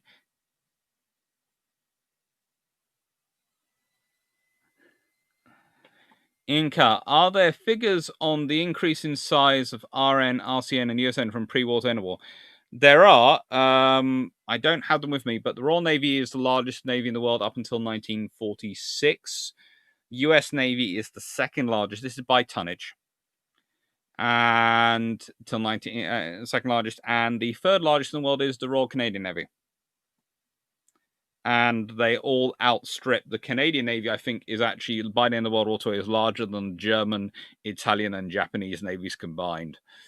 I seem to remember reading that and thinking, I'm not sure if that's true, but I don't want to look up and find out if it isn't because it sounds so cool.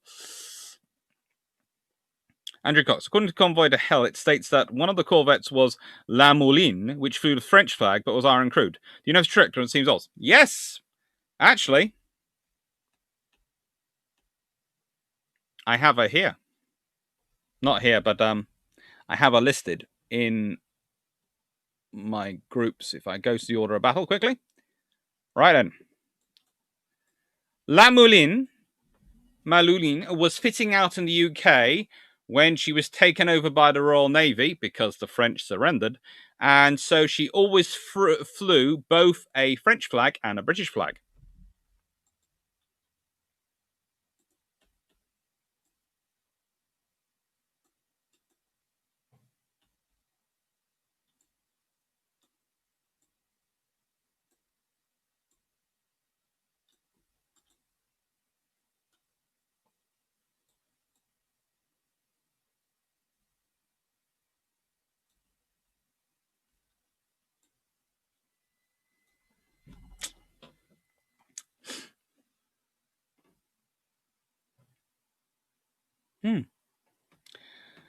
Vision. Japanese built up an effective modern navy very fast, 1870 to 1900, with British and French instruction and training. So I would assume that a modern nation like China could do the same in 30 years.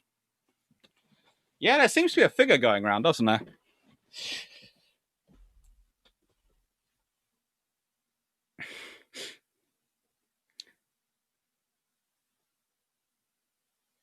Jerichen, the British Army had issues when training for the Javelin missiles. The Milan Swingfire had not been used since 2003. No infrastructure for training. Yeah, that always does cause issues.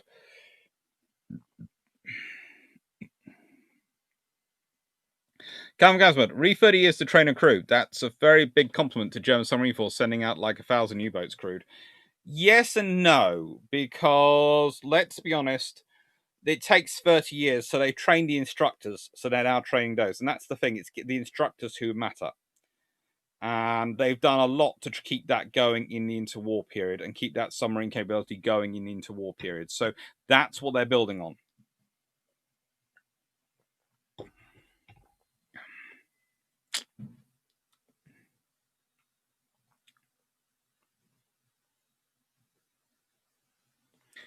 Paul at Dust Clock. Were German U-boats ever tempted to fight run a flower class on the surface? There is one story of one doing it with one of the early flower class, and it didn't end well for the submarine.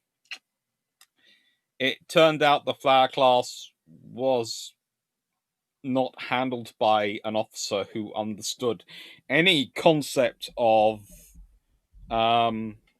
the idea that he was technically outgunned and they had torpedoes and could sink him. His idea was, submarine on the surface! I will perform like HMS Dreadnought. And, it has fun.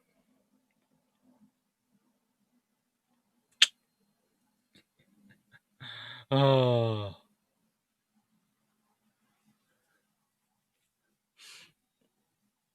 I enjoy the comment section.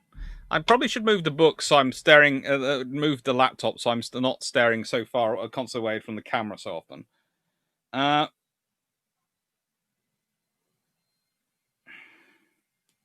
Which means I have to start thinking opposites. La Mouline's crew was British. Yes, they were Royal Navy, Angus O'Connell. She flew a Royal Navy ensign as well as the French ensign. They're part of their treat for it.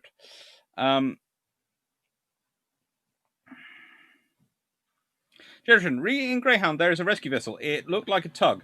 What would they use as a dedicated rescue? Would tugs be brought along? Occasionally tugs, but often it was just merchant ships were defined as the rescue ships. In the Bone Collector, the ship they're talking about is the rescue ship. That's why it's called the Bone Collector. There's the description of it. Slowly, the antiquated convoy struggles through the perilous seas like a succession of steamrollers, hitting targets with no air cover, exposed to the awesome might of the German U-boat fleet. The Bone Collector, the Olympian, an outdated steamship manned by average British sailors, is designated to search for survivors from one night's carnage of a horrifying U-boat onslaught.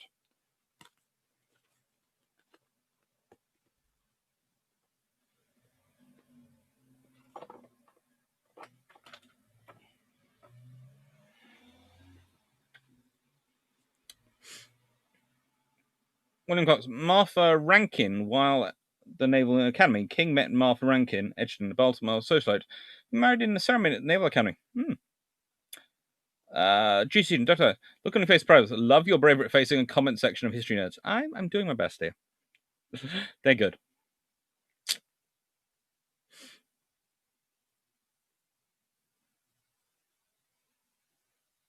William Cox, Germany is a key example. The post-World War military was reduced to a cadre of well-experienced veterans.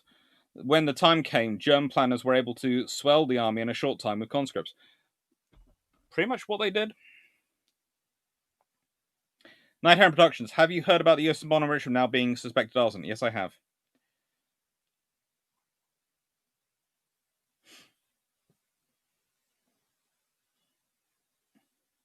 Jeff Beeler, what do you make of US and Admiral King's reaction to PQ17? Well, I covered that quite extensively in the video which will come out after this, but I will get to that as well in here. In fact, I'm just going to do this, and I'll be back in a second.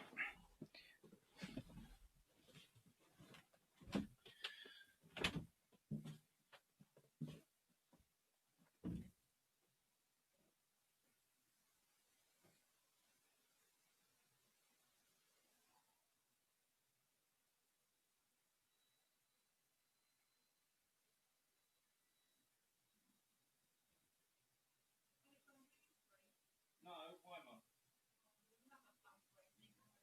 What happened?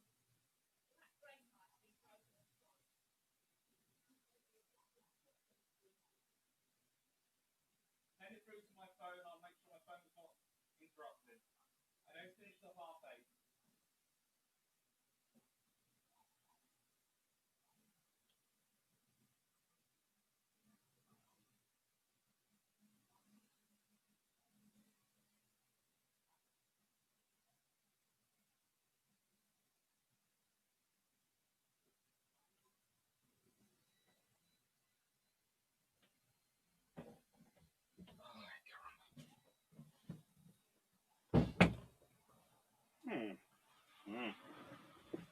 Hey, Michael.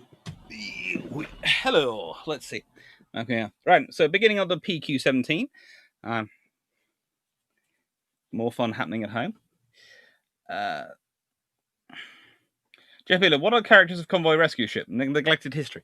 Honestly, they were merchant ships which were supposed to be capable of higher speed. So, in the Bone Collector's case, it's selected because it once with a bunch of fresh Welsh coal, which is known to be particularly good, and a particularly fine brand of coal, managed to achieve the exalted speed of 16 knots. So therefore is judged fast enough to catch up with the convoy, so it can be used as a rescue ship. Decision. I can understand the logic for the Flower doing such attacking. The U-boat cannot afford to take any damage. Any sustained combat is in reality a big risk for some. Yep. That is the point.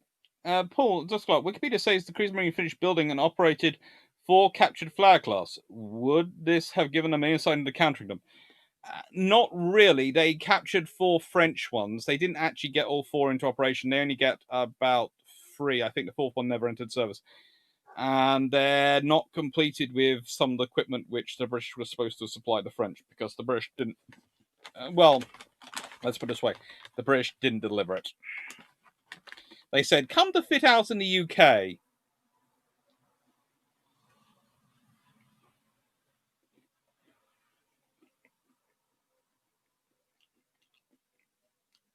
Andrew Cox. In your listing, you showed 3 trawlers, but Lund mentions 4 in his book: Northern Garan, Ayrshire, Lord Middleton, and his ship Lord Alston. Yes, Lord Middleton isn't mentioned. And the reason Lord Middleton isn't mentioned is because I have disputing debates over whether or not she was actually off with the RFAs by the time PQ17 does what it does.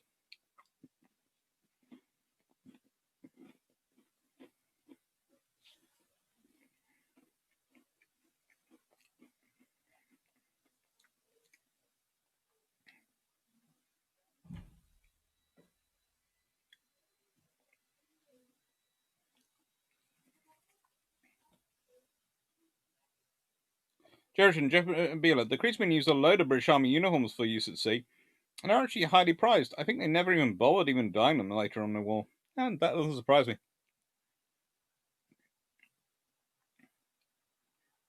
British tend to put together quite good uniforms.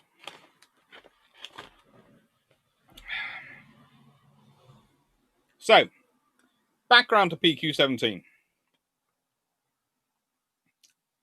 Stalin is just as aggressive as Hitler and manages to unite all his neighbors against him, which works to Hitler's advantage because it gives him lots of angles to attack. Usually when you're between two massive powers who are both gobbling up empires, your best route is to go neutral and play them off against each other. But if one side keeps attacking you and the other side keeps offering you sustenance, you go to the other side. And that's what Stalin managed to do with his neighbors.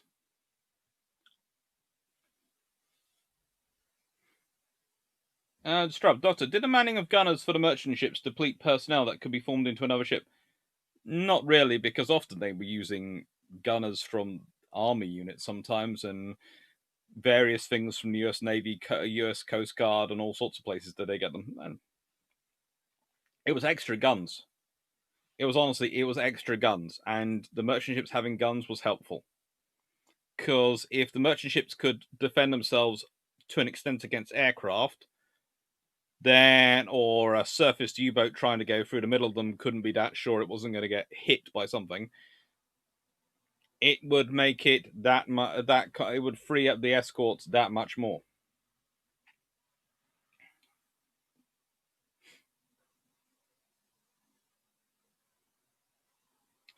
William Cox, the experience of Arctic Convoy PQ17 in July 1914 was the first joint US and British effort under British command, was a total disaster, serving to further sour relations between King and the British.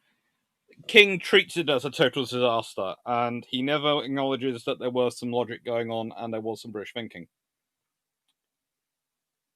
Golden Eagle, why didn't Poland try playing Russia versus Germany? They did. It didn't work. They got divided up by Russia and Germany instead because Stalin decided to make a deal with Hitler.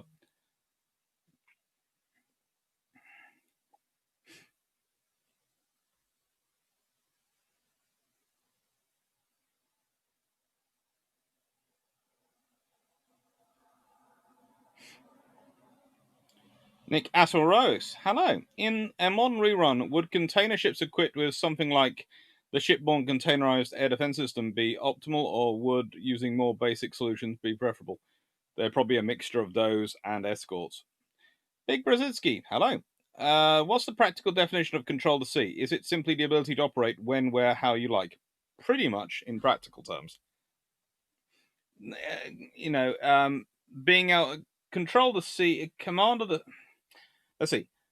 the sea is being able to do what, when, where, when you like, but you're going to be dealing with enemy threats. Control the sea is when those threats are minimized. The sea is disputed when you're both able to do that, but you are both equally a threat to each other. So it goes disputed, commanded, controlled. Calm goes with restarting. And there was the planned Operation Pipe to burn USSR oil fields by France and the UK. Probably wouldn't work, but shows how popular Stalin was. He really wasn't a nice gentleman.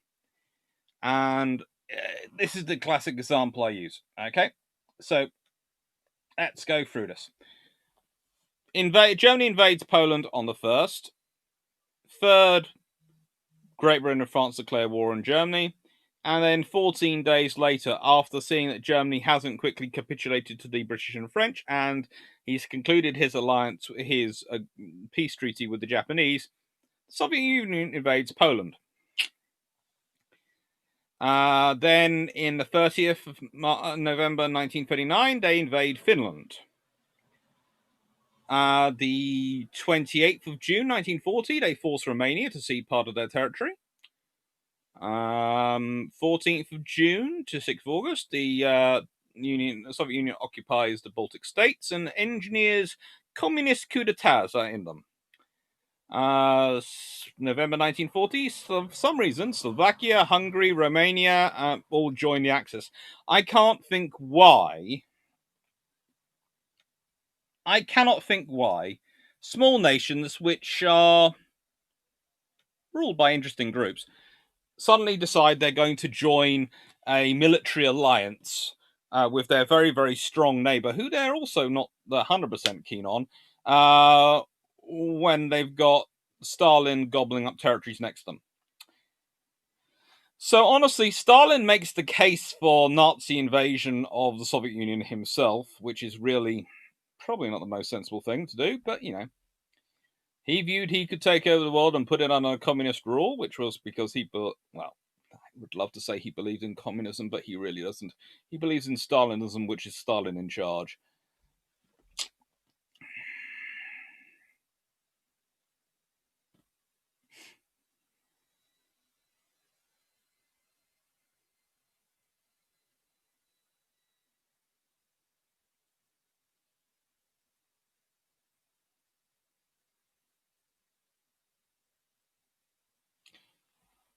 What was the importance of the Arctic convoys route? How did it compare with the other routes in North Pacific and Iran?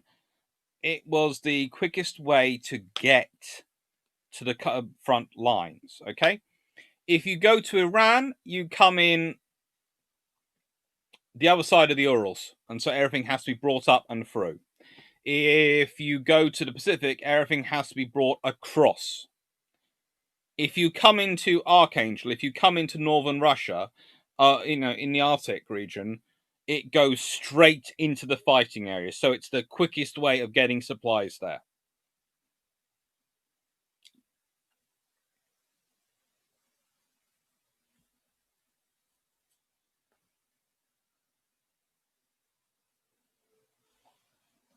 Just decision, remodern Navy sizes versus World War II. Are we at the point where modern almost any Navy other than US or China cannot afford the losses of sustained combat? I'm not sure if either China or US can withstand the losses of sustained combat at the moment. It would be interesting.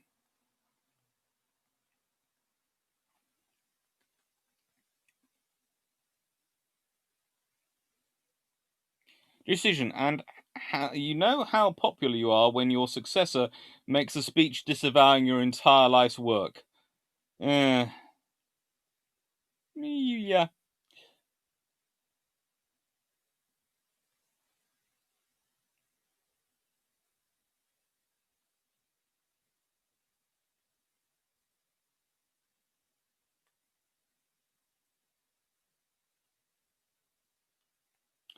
Okay, hi, just joined. Hello. Just finished my exam. Hope the exam well. I have a couple of questions. A, how did this happen? And B, why? Right, we're going to get into that. But basically, at the moment, we're covering the background. So, Stalin finds himself in a war where he is losing, and he is unhappy about this. And the British do not decide to just desert him because he's been such a... basically, my theory is this. Churchill looks at Charles de Gaulle, thinks, I'm already dealing with him, I'll go deal with Stalin as well. In fact, in the nicest way, Stalin has a big army, which is helpful. So my enemy's enemy is my friend. The British ally with the Soviet Union, and they start helping them. Soviet Union are always asking for more aid, and this is where PQ17 comes through. Now, I've put in the order of battle of PQ17 now, because I want to get into something before we start discussing stuff, and I'm going to do it here.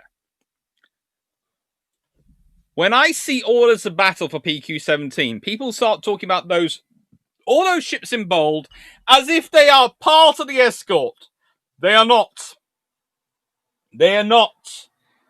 They are part of the cruiser covering group and the battle covering group.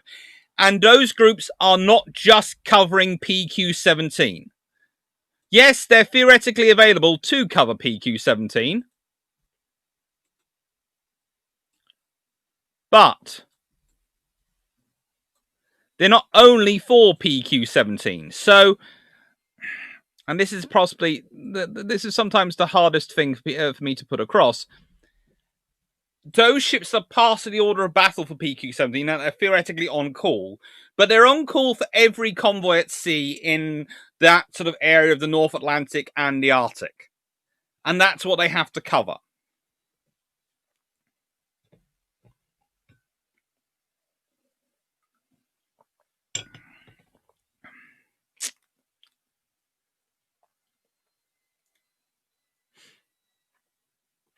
Andrew Cox. Lund writes that after the scatter, Lord Middleton, North Glen, and Lord Aston sail off together. Is that eyewitness account enough to consider that it was there, or what stand do you set up? Well, I was putting it I was going with the accounts which are given in the archives. And I know Lund does have it there. So that's why, actually, I was going to just talk about Lord Middleton, because when she scatters, she does seem to be join up with the others, but I think before scanning, she was actually with the Fleet Oilers. And she was on her way back from the Fleet Oilers, who have changed their position to join the group. So I don't think she's ever actually managed. I think the thing is, I don't think she's actually officially rejoined the convoy by the time when the convoy's ordered to scatter. She's just approaching the convoy, and then she takes part in scattering. I think that's why there's the difference in. But I'm not as sure, because I've been reading tons and tons of different sources, and they keep giving me a slightly different story. So, which is why I ended up just not putting it there.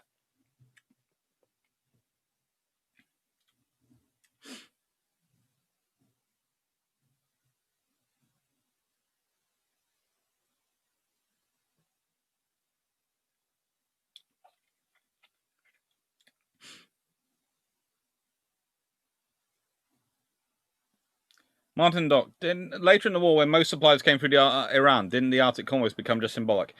That's an arguable one, but honestly, quite a lot of supplies are also still going through the Arctic, as they're still closest to it.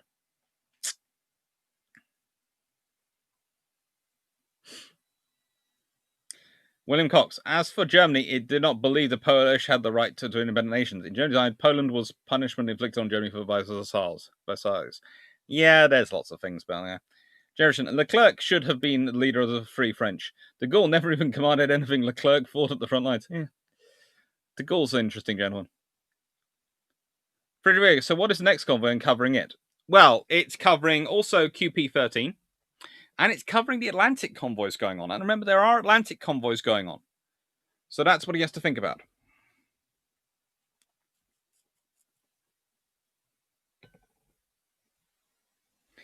Frederick, the airships were cruisers. No, they're not. They are converted merchant ships. So you have Pazakia and Palomes, which are converted merchant ships converted into AA ships. You have the trawlers, and that's why I have the trawlers, the AA ships, and the corvettes, and then the sloops there. And then I have the destroyers, and I'm slowly working out cruisers, battleships, aircraft carrier, and submarines. It's not unusual for a submarine to be sailing with a convoy, or sailing in front of it, to try and give it some extra protection. It's not unusual at all. Why is it that always goes onto that corner?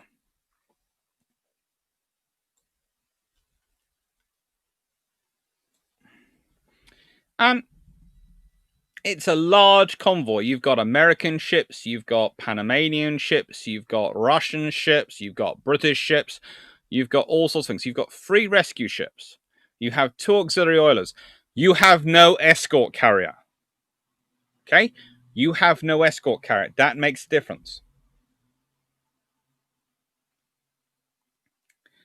William Cox, another quote from US history. Winston Churchill described PQ17 as one of the most melancholy naval episodes of the whole war. He would, but he was he was piling the pressure on Pound. I think a lot of the post-war assessments that come out of PQ17 put a lot of the blame on Pound and put everything at his door because it's an easy target to blame, because he has to make the decision. But he's the one dealing with the information coming in at the time and all the requests coming in at the time. And the absolute fear that's going through that anything would happen to this joint Anglo-American task force, that they'd be destroyed by Tirpitz or anything like that.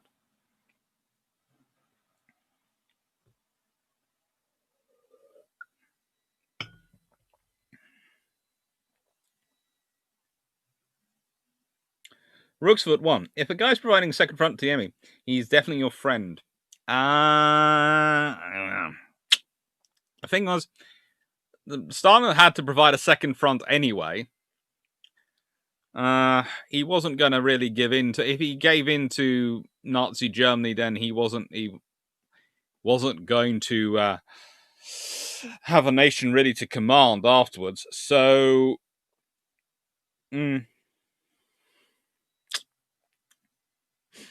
William Cox, 3. Admiral King was disgusted by the whole affair, withdrew TF-39 and sent Wasp and Washington to the Pacific. Although he's probably looking for an excuse to do so anyway. Again, you're going to see this in the recorded video. I do get into that. Aren't the heavy units only really needed to tackle Tirpitz? That is the point, and those heavy units are positioned off in their areas. You've got the cruiser group is the closer group. We've got heavy units back, and the heavy units there are to cover the North Atlantic access and the Arctic from a Tirpitz incursion.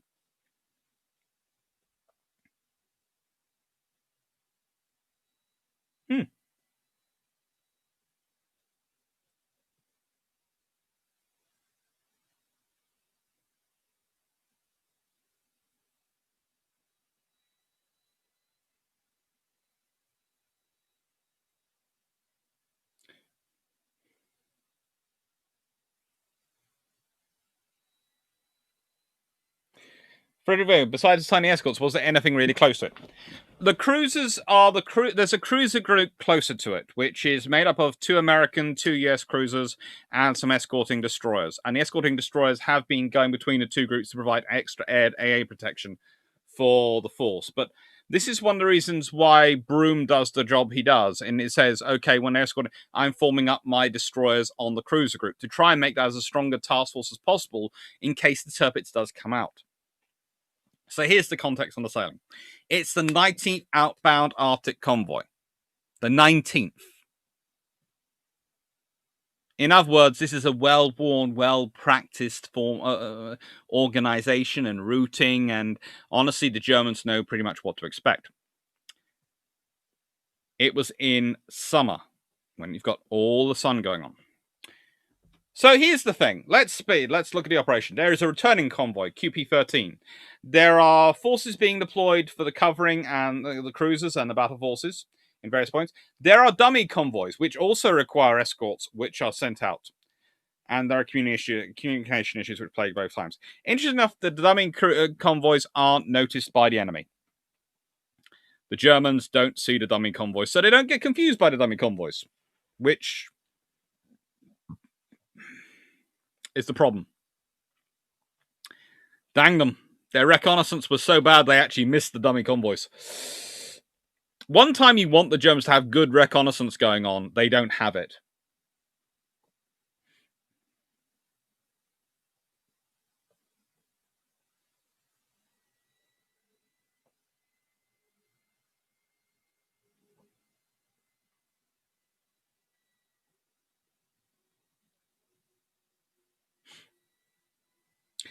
Golden Eagle, why call it PQ17 if it's Convoy 19? Because there's been a Convoy 7A and 7B, and because the first convoy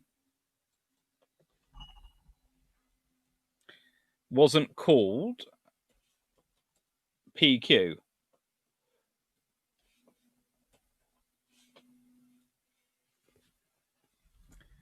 Right. The first convoy was called Operation Dervish.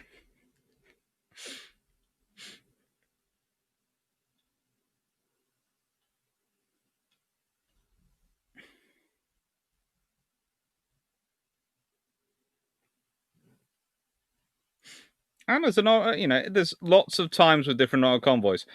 PQ18 is one of the biggest and most heavily armed convoys to ever go, and that's the one which goes after PQ17 experience.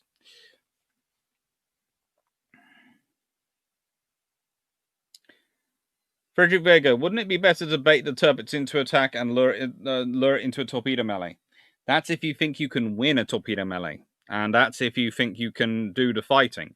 The thing is, of course, again, what would be lost? Pound has people telling him he cannot lose an American cruiser or an American destroyer. He cannot lose them. He can't lose them. It will be terrible. It'll be used by King to justify all sorts of things. He cannot lose them. He's got this constant pressure being applied. You cannot lose American ships. The American ships must not be lost. It's one of the interesting scenarios I do look at is whether PQ17 would be handled differently if there hadn't been the American ships in the escort.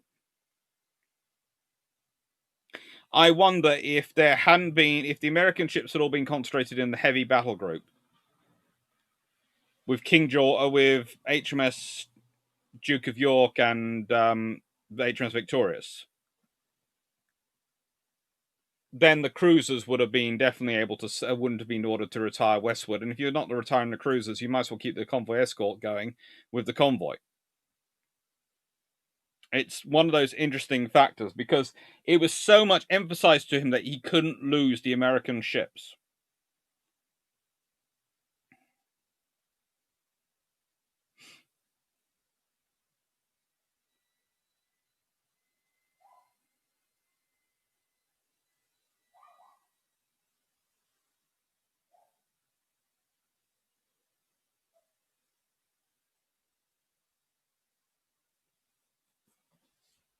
Mm.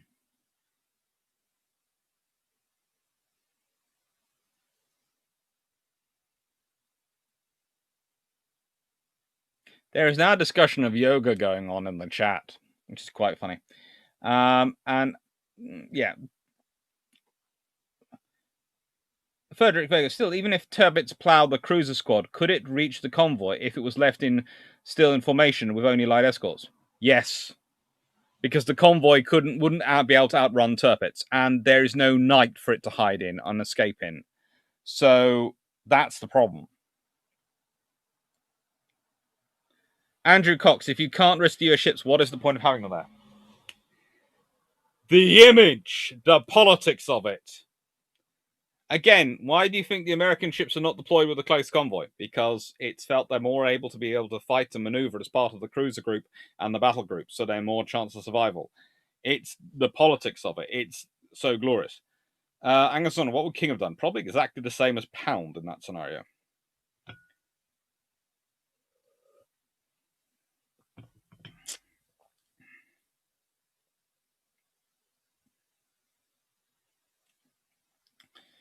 John Riggs, the Arctic Ocean is not the best place for torpedoes, in my opinion. Sea conditions and upset their guidance and depth keeping in adverse conditions. In adverse conditions, this is summer.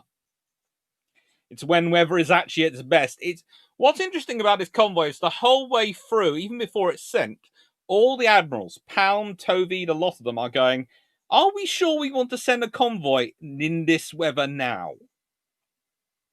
Because honestly, they prefer to send the convoys slightly earlier in the year or later in the year. They don't like sending them in the middle of summer. June, July, August, not good months for sending convoys. 9 months of the year, it's fine. There's night time, there's all sorts of things. Those 3 months of the year, they don't want to do it.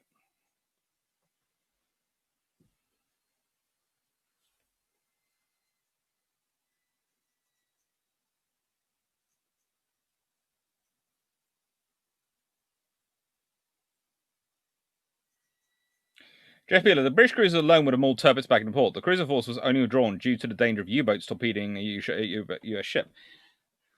That's the extent, but the thing is, they're not expecting to face turbits alone. They're expecting to face turbits plus destroyers plus submarines plus everything. So that's the problem. That's what I think of. Paul Duscott, Max Hastings seems to imply the RNN Fleet Air Arm should have mounted an all-out carrier attack on turbits much earlier in the war, which would have freed up survivors. It's always lovely to say they should have mounted it, but where are the ships? Where's the men? What other operations are they doing? What information do they have? Where is where is her in harbour? Which fjord is she in? Max Hastings is always good at rewriting history. He's not always good at providing actual justification for it. And once you start reading the depth, I haven't read that particular assessment of his. Perhaps he has got a very well thought out idea. Judging by my opinion on his other books he's written, I'm not so sure.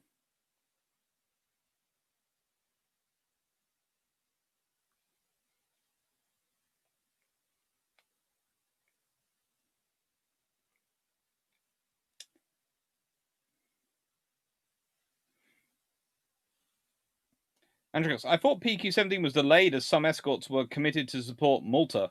Hence, it had to wait and go midsummer. That is one of the other problems. The convoys were delayed a bit because of various other operations. This is the thing again. There are lots of operations going on. There are a lot of operations going on as we speak at this time. Thomas Rotter, Luftwaffe could fly practically 24 hours a day during the summer. Yes, and they did.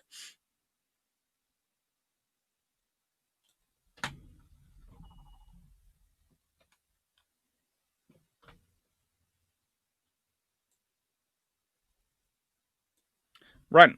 So, This is the reality of them getting killed. As you can see, most of the ships sunk, in fact, all the ships sunk, are sunk after the convoy's order to scatter. Because the convoy's whole defense is mutual support. And the moment it's ordered to scatter, it breaks this.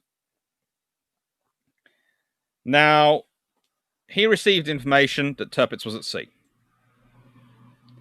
And it's one of those scenarios we've been over before with Norway, where the Royal Navy sees its worst case scenario taking place. And his criteria was it had to be a successful operation, and if not that, then it couldn't be a disastrous one from terms of losing US warships. Because US warships were on loan, but they knew how important they were to the Pacific War, and King kept going on about it. So they could only keep them as long as they were still viable and fighting.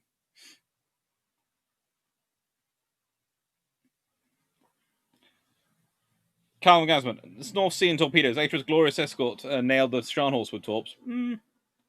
That they did. It depends on the weather. It depends on a lot of circumstances. Right then, so 15 minutes to go. I will brief through this actually by then. Strub, Doctor, I'm starting to get the impression that World War II was won in spite of Admiral King. No, Admiral King is... Look, Admiral King... I will defend him because he has a logic to his decisions. There is a logic to his decisions and what he's doing. It's his logic, but it works. And it's like the Pound. There is a logic to his decision making. Okay, Pound's logic goes like this. Fine. I can't use these escorts to fight this battle. I have to withdraw them. If I have to withdraw the cruiser force, there is no point leaving the destroyers there because they have no support and they're going to run into Tirpitz, as far as I understand it. So I withdraw them to the cruisers and send out the order, withdraw them. If I can't escort the convoy is going to be sitting ducks if they're all together for Tirpitz, for the surface raider, and for submarines, because they're not going to have escorts. So they're just going to go up and down, mowing them down by going through them. So I ordered them to scatter. That's the thing. And people then go, well, why couldn't he hold their heavy units up there? Because if Tirpitz's fleet goes out to sea, we're all based this on the certain knowledge that Tirpitz's forces sent out will head into the Arctic and after PQ17. That is the obvious option. But there is the other option that it goes straight west. It goes out to the Atlantic and gets in amongst the Atlantic convoys. And that heavy force is sitting there to stop Tirpitz going west or going as well as going north. And they can't cover both. You have one convoy up there going to Russia. You have a dozen convoys going backwards and forwards across the Atlantic to the UK. That's Pound's choice.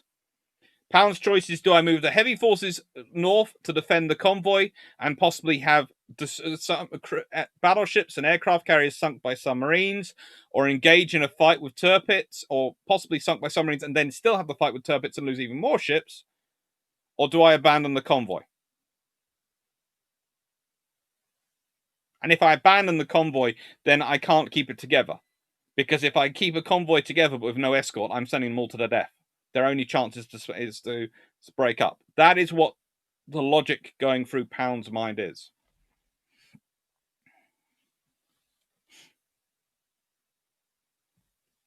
William Bolton, with it being summer rather than winter, was there benefit in being able to route the convoy further north, thus further from Nazi occupation, or was that not a factor? That was a factor, and they could go further north, and there's actually an argument in there before they're sent as whether or not they should go even further north than they do, i.e. head up to Svalbard, north of Svalbard. But they don't go that far. But that would possibly been... It's always an interesting idea. If the convoy had gone up that far north, it would have kept in the furthest reaches of aerial reconnaissance. And that is one of the other options.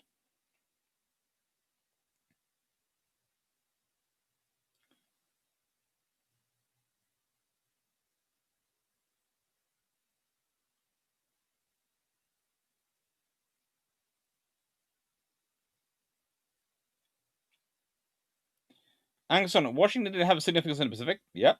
Jepula, should the convoy have scattered if the merchant ships were expendable?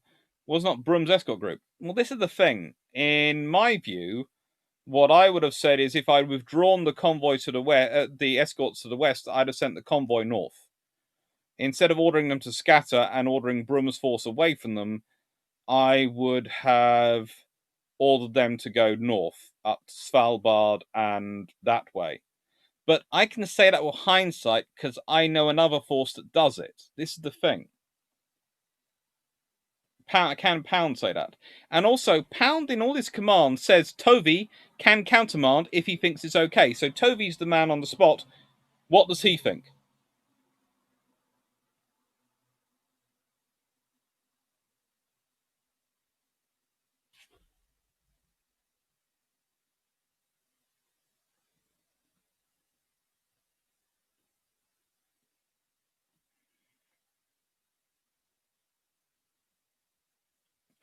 Gonigal, the question is now is how did Dudley Pound get the idea that Tirpitz was at sea? Intelligence was coming through telling him Tirpitz was at sea. The intelligence turned out to be wonky, but that was the intelligence coming through. There was... Because the Germans were planning on sending Tirpitz to sea. It ends up being the decision being countermanded by Hitler, so it doesn't go to sea. But there's all sorts of signals flying about. And the ones which can get translated first to get through quickest are the ones which say they're going to sea. The ones which get translated, which are the ones which are no countermanding order, don't get translated till later. It's a 25-minute gap. Nictasia, what about not scattering but leaving the convoy to travel together, Russia, but with a distant escort? Not safe either. Think about it this way. If you have a convoy with an escort has a protective bubble. It's sensible for it to go. But a convoy without an escort, even if that escort is just distant, is on its own and is basically a nice, large, juicy collection of targets. That's the trouble. However, what you do have going on is this. Leo Joseph Anthony Gradwell, who I can't find a picture of, on receiving the order to scatter, decides to scatter but takes some merchant ships with him because his trawler's not expected to join the cruiser force. The corvettes aren't expected to join the cruiser force. So all these smaller escorts just go, and actually quite a lot of them end up taking off individual merchant vessels and a couple of merchant vessels. And, quite a lot of the merchant ships which do get through from PQ17, because not all do get sunk, are ones which given a little bit of an escort.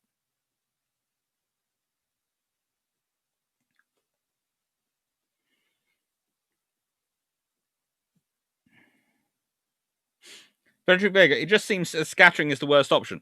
It's the worst option, but there is a logic to it. It wouldn't be the option I would hope I would go with, but I know. You see, the thing is, Pound doesn't have the knowledge that they can go north and hide there. He just has the certainty he's been told Tirpitz is out, Tirpitz is running around with a task group, and he's got to keep. He doesn't have ships in its way which he can protect it with. And if he moves the battle force north, that's lovely, but then they can't cover the North Atlantic, and that's more critical to him. In simple terms, Pound is making a decision which King would have made. Let's be honest, King would have made the same. If King had been in Pound's situation, he'd go, I can defend the convoys to my own nation, or I can defend this one to Russia. Which am I going to do? King would have made that decision. Cunningham would have made that decision. Most of them would have made that decision.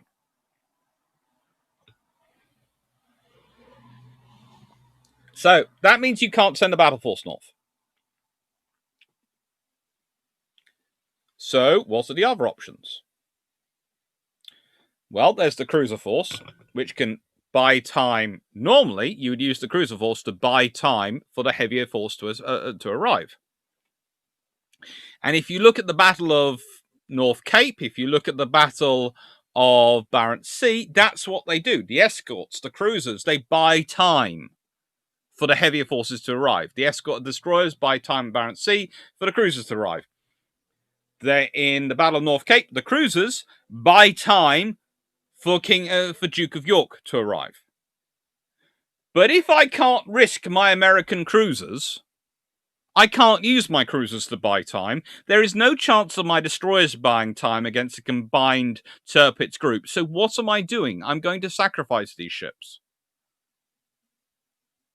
I have to come away to try and save as many as I can. That's what leads Pound to scattering his force.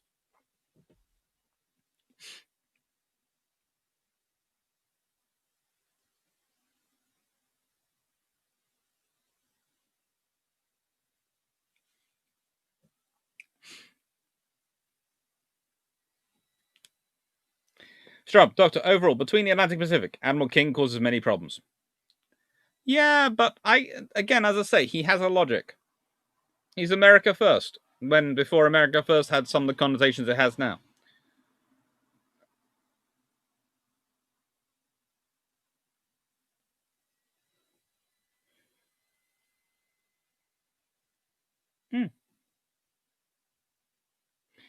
Paul, Dr. Clark, the USN lost ships under Dutch command in Java Sea without repercussions. Also, Pound would have had access to USN Attaché. USN would expect accept losses if Tirpitz sunk. If Tirpitz sunk, but that wasn't what Pound was getting from the politicians. That wasn't what Pound was hearing. That wasn't what Pound was being told. Task Force 39, you can only see how quickly King withdraws it and uses the operation as an excuse to withdraw it to show how tenuous Task Force 39 was. In many ways, as I said, I see Task Force 39 agreement. It's there as part of the politics of the convoy, but I also see the problems it brings.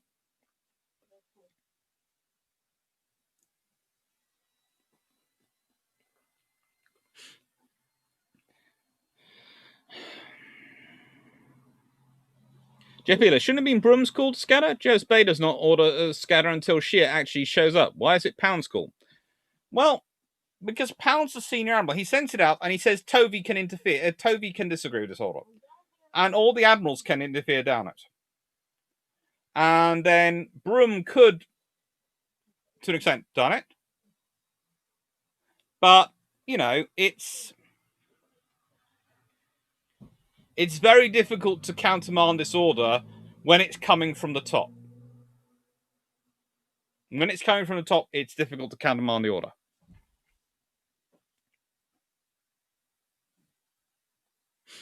Andrew Copps, Tovey wanted to pull the convoy back west and draw Tirpitz towards him. That is something he writes after the war, but during the war, when he has the option of sending the signals, that would have done that, because Pound specifically does state, Tovey, you can countermand my signals, or this is my guidance, but you can decide on the spot. Tovey doesn't do it. So it's a very nice way. As I said, post-war, Pound gets a lot of stuff put on him, because it protects a lot of reputations, and PQ17 is made out to be, well, it is very bad, but it's made far worse than it even actually is by the reputation it gets. But that doesn't reflect the reality.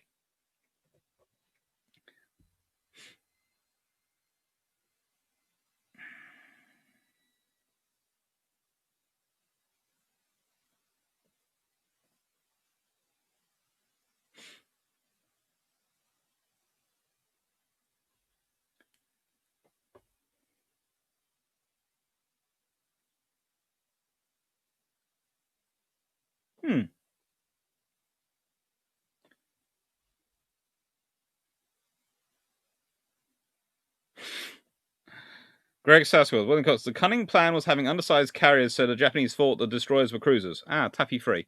Yes. There are lots of cases of destroyers fighting off larger ships. I've been over this. The tribal class are great examples. They do this on several occasions. In the Mediterranean, in the North Atlantic, in the Arctic. But this scenario is not set up for that. In those scenarios, they're fighting them off with the knowledge that there's a cruiser force coming to support them, and the knowledge that behind that cruiser force is probably a battle force that is going to come to support them. This occasion, that's not there, because again, in July 1942, where are all the ships around the world? June 1942, where are all the ships? The Royal Navy has ships all around the world, but they haven't. Not enough ships have really started into service. There aren't the light fleet carriers. There aren't any of those ships coming into service. Escort carriers haven't come in. All those things which would come in, which will make it a very different scenario in 1943, 1944 onwards, are not there at this point in 1942, or even really beginning to come through in this point in 1942. Jeff Beeler, how can you override the command of Admiral of the Fleet? Simply put, if the Admiral of the Fleet has actually said, this is my advice, these are my orders, but you can override me. I leave this to your local command.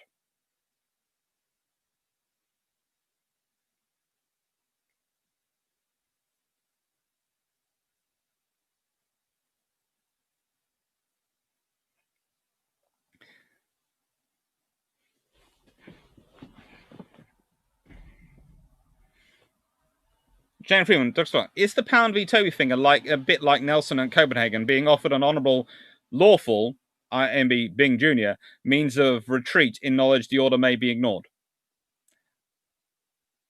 Ooh, there is part of me which does think it's that sort of scenario. That he's being given a let-out clause.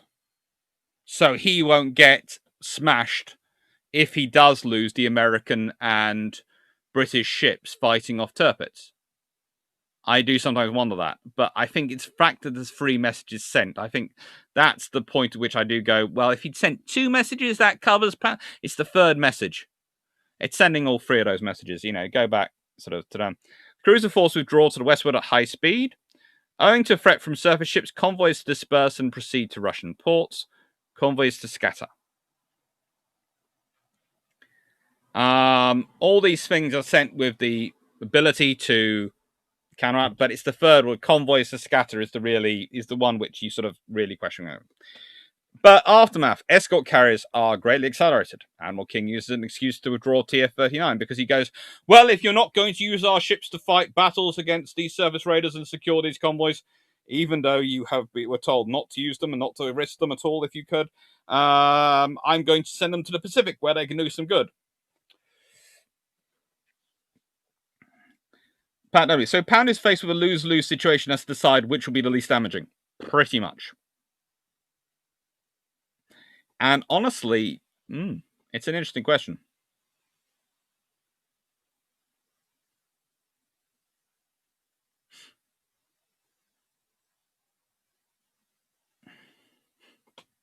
Ryan, it's now 8:30, and I should be getting going, but I'm just going to answer off these questions and sort of finish off. The real legacy of post-war of PQ17 is the image it leaves.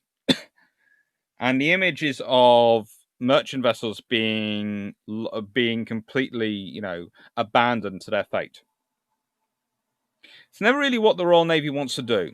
And it's a perfect storm because if... The trouble is, once you order a convoy to scatter, you can't really reform it. And that's the big problem. You can't really reform it. They try to an extent, in little convoys, but you can't reform a big convoy. And the RN ships go out and look for them and try and get them back in and try and find them, but they have lots of problems doing it. So there's lots of ships which do quit themselves very honorably. It's that order, the last order, convoy is to scatter from Pound, which is the problematic order.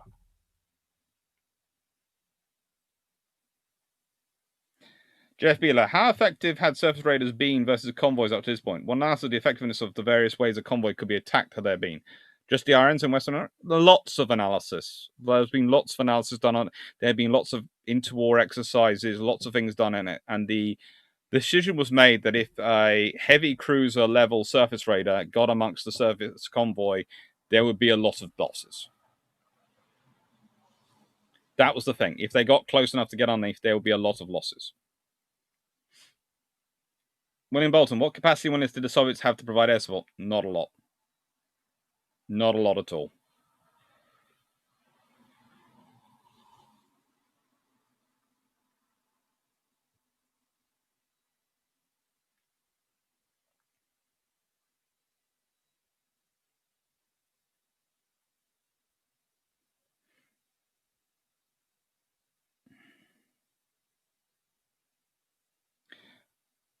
what happens is that later on there's a battle of Barents Sea where destroyers do drive off a surface raider attacking, and then the cruisers come and join, and it leaves. And that's when Hitler starts to order surface ships to think about ordering surface ships to be cut.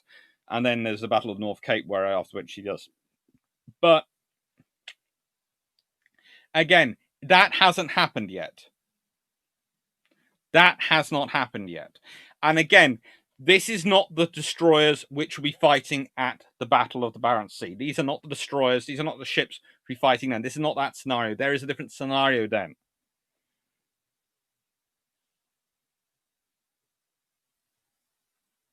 Night, Carl. Guardian, why does DP not know about Dudley Pound not know about Svalbard? He does know, but there's a thing of knowing on paper and knowing in reality. We know about it in reality because we know a ship does it, and it does a convoy with it. But you know.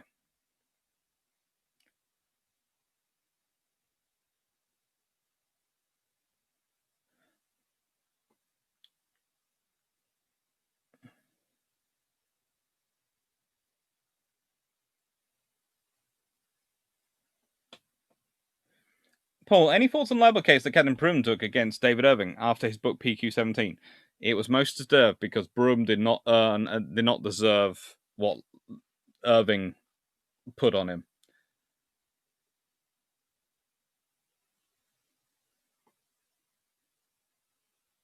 Take care. See you Sunday. I hope you enjoyed that. And as I said, I will make the video on PQ17, the introduction, go live in a bit. Take care, everyone. Hope you all enjoyed that. And thank you very much this evening.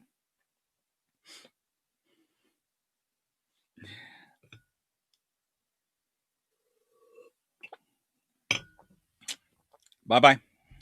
Bye, Frederica Vega. Bye, Golden Eagle. Bye, Paul. Bye, Daniel. Bye, Sean. Bye, Jay. Bye, Rooksfoot. Bye, Martin Dock. Bye, Constantinople.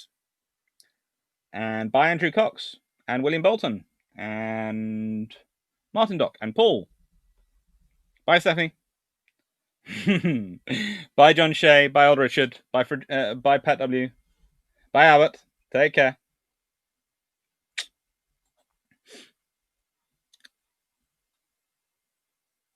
Take care. Thank you.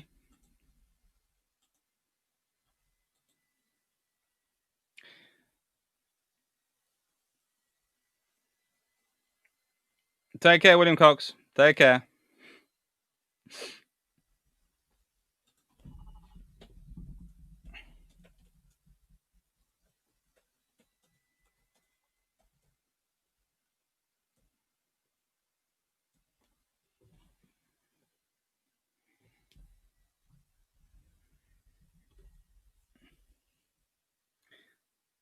Take care. Thank you, everyone.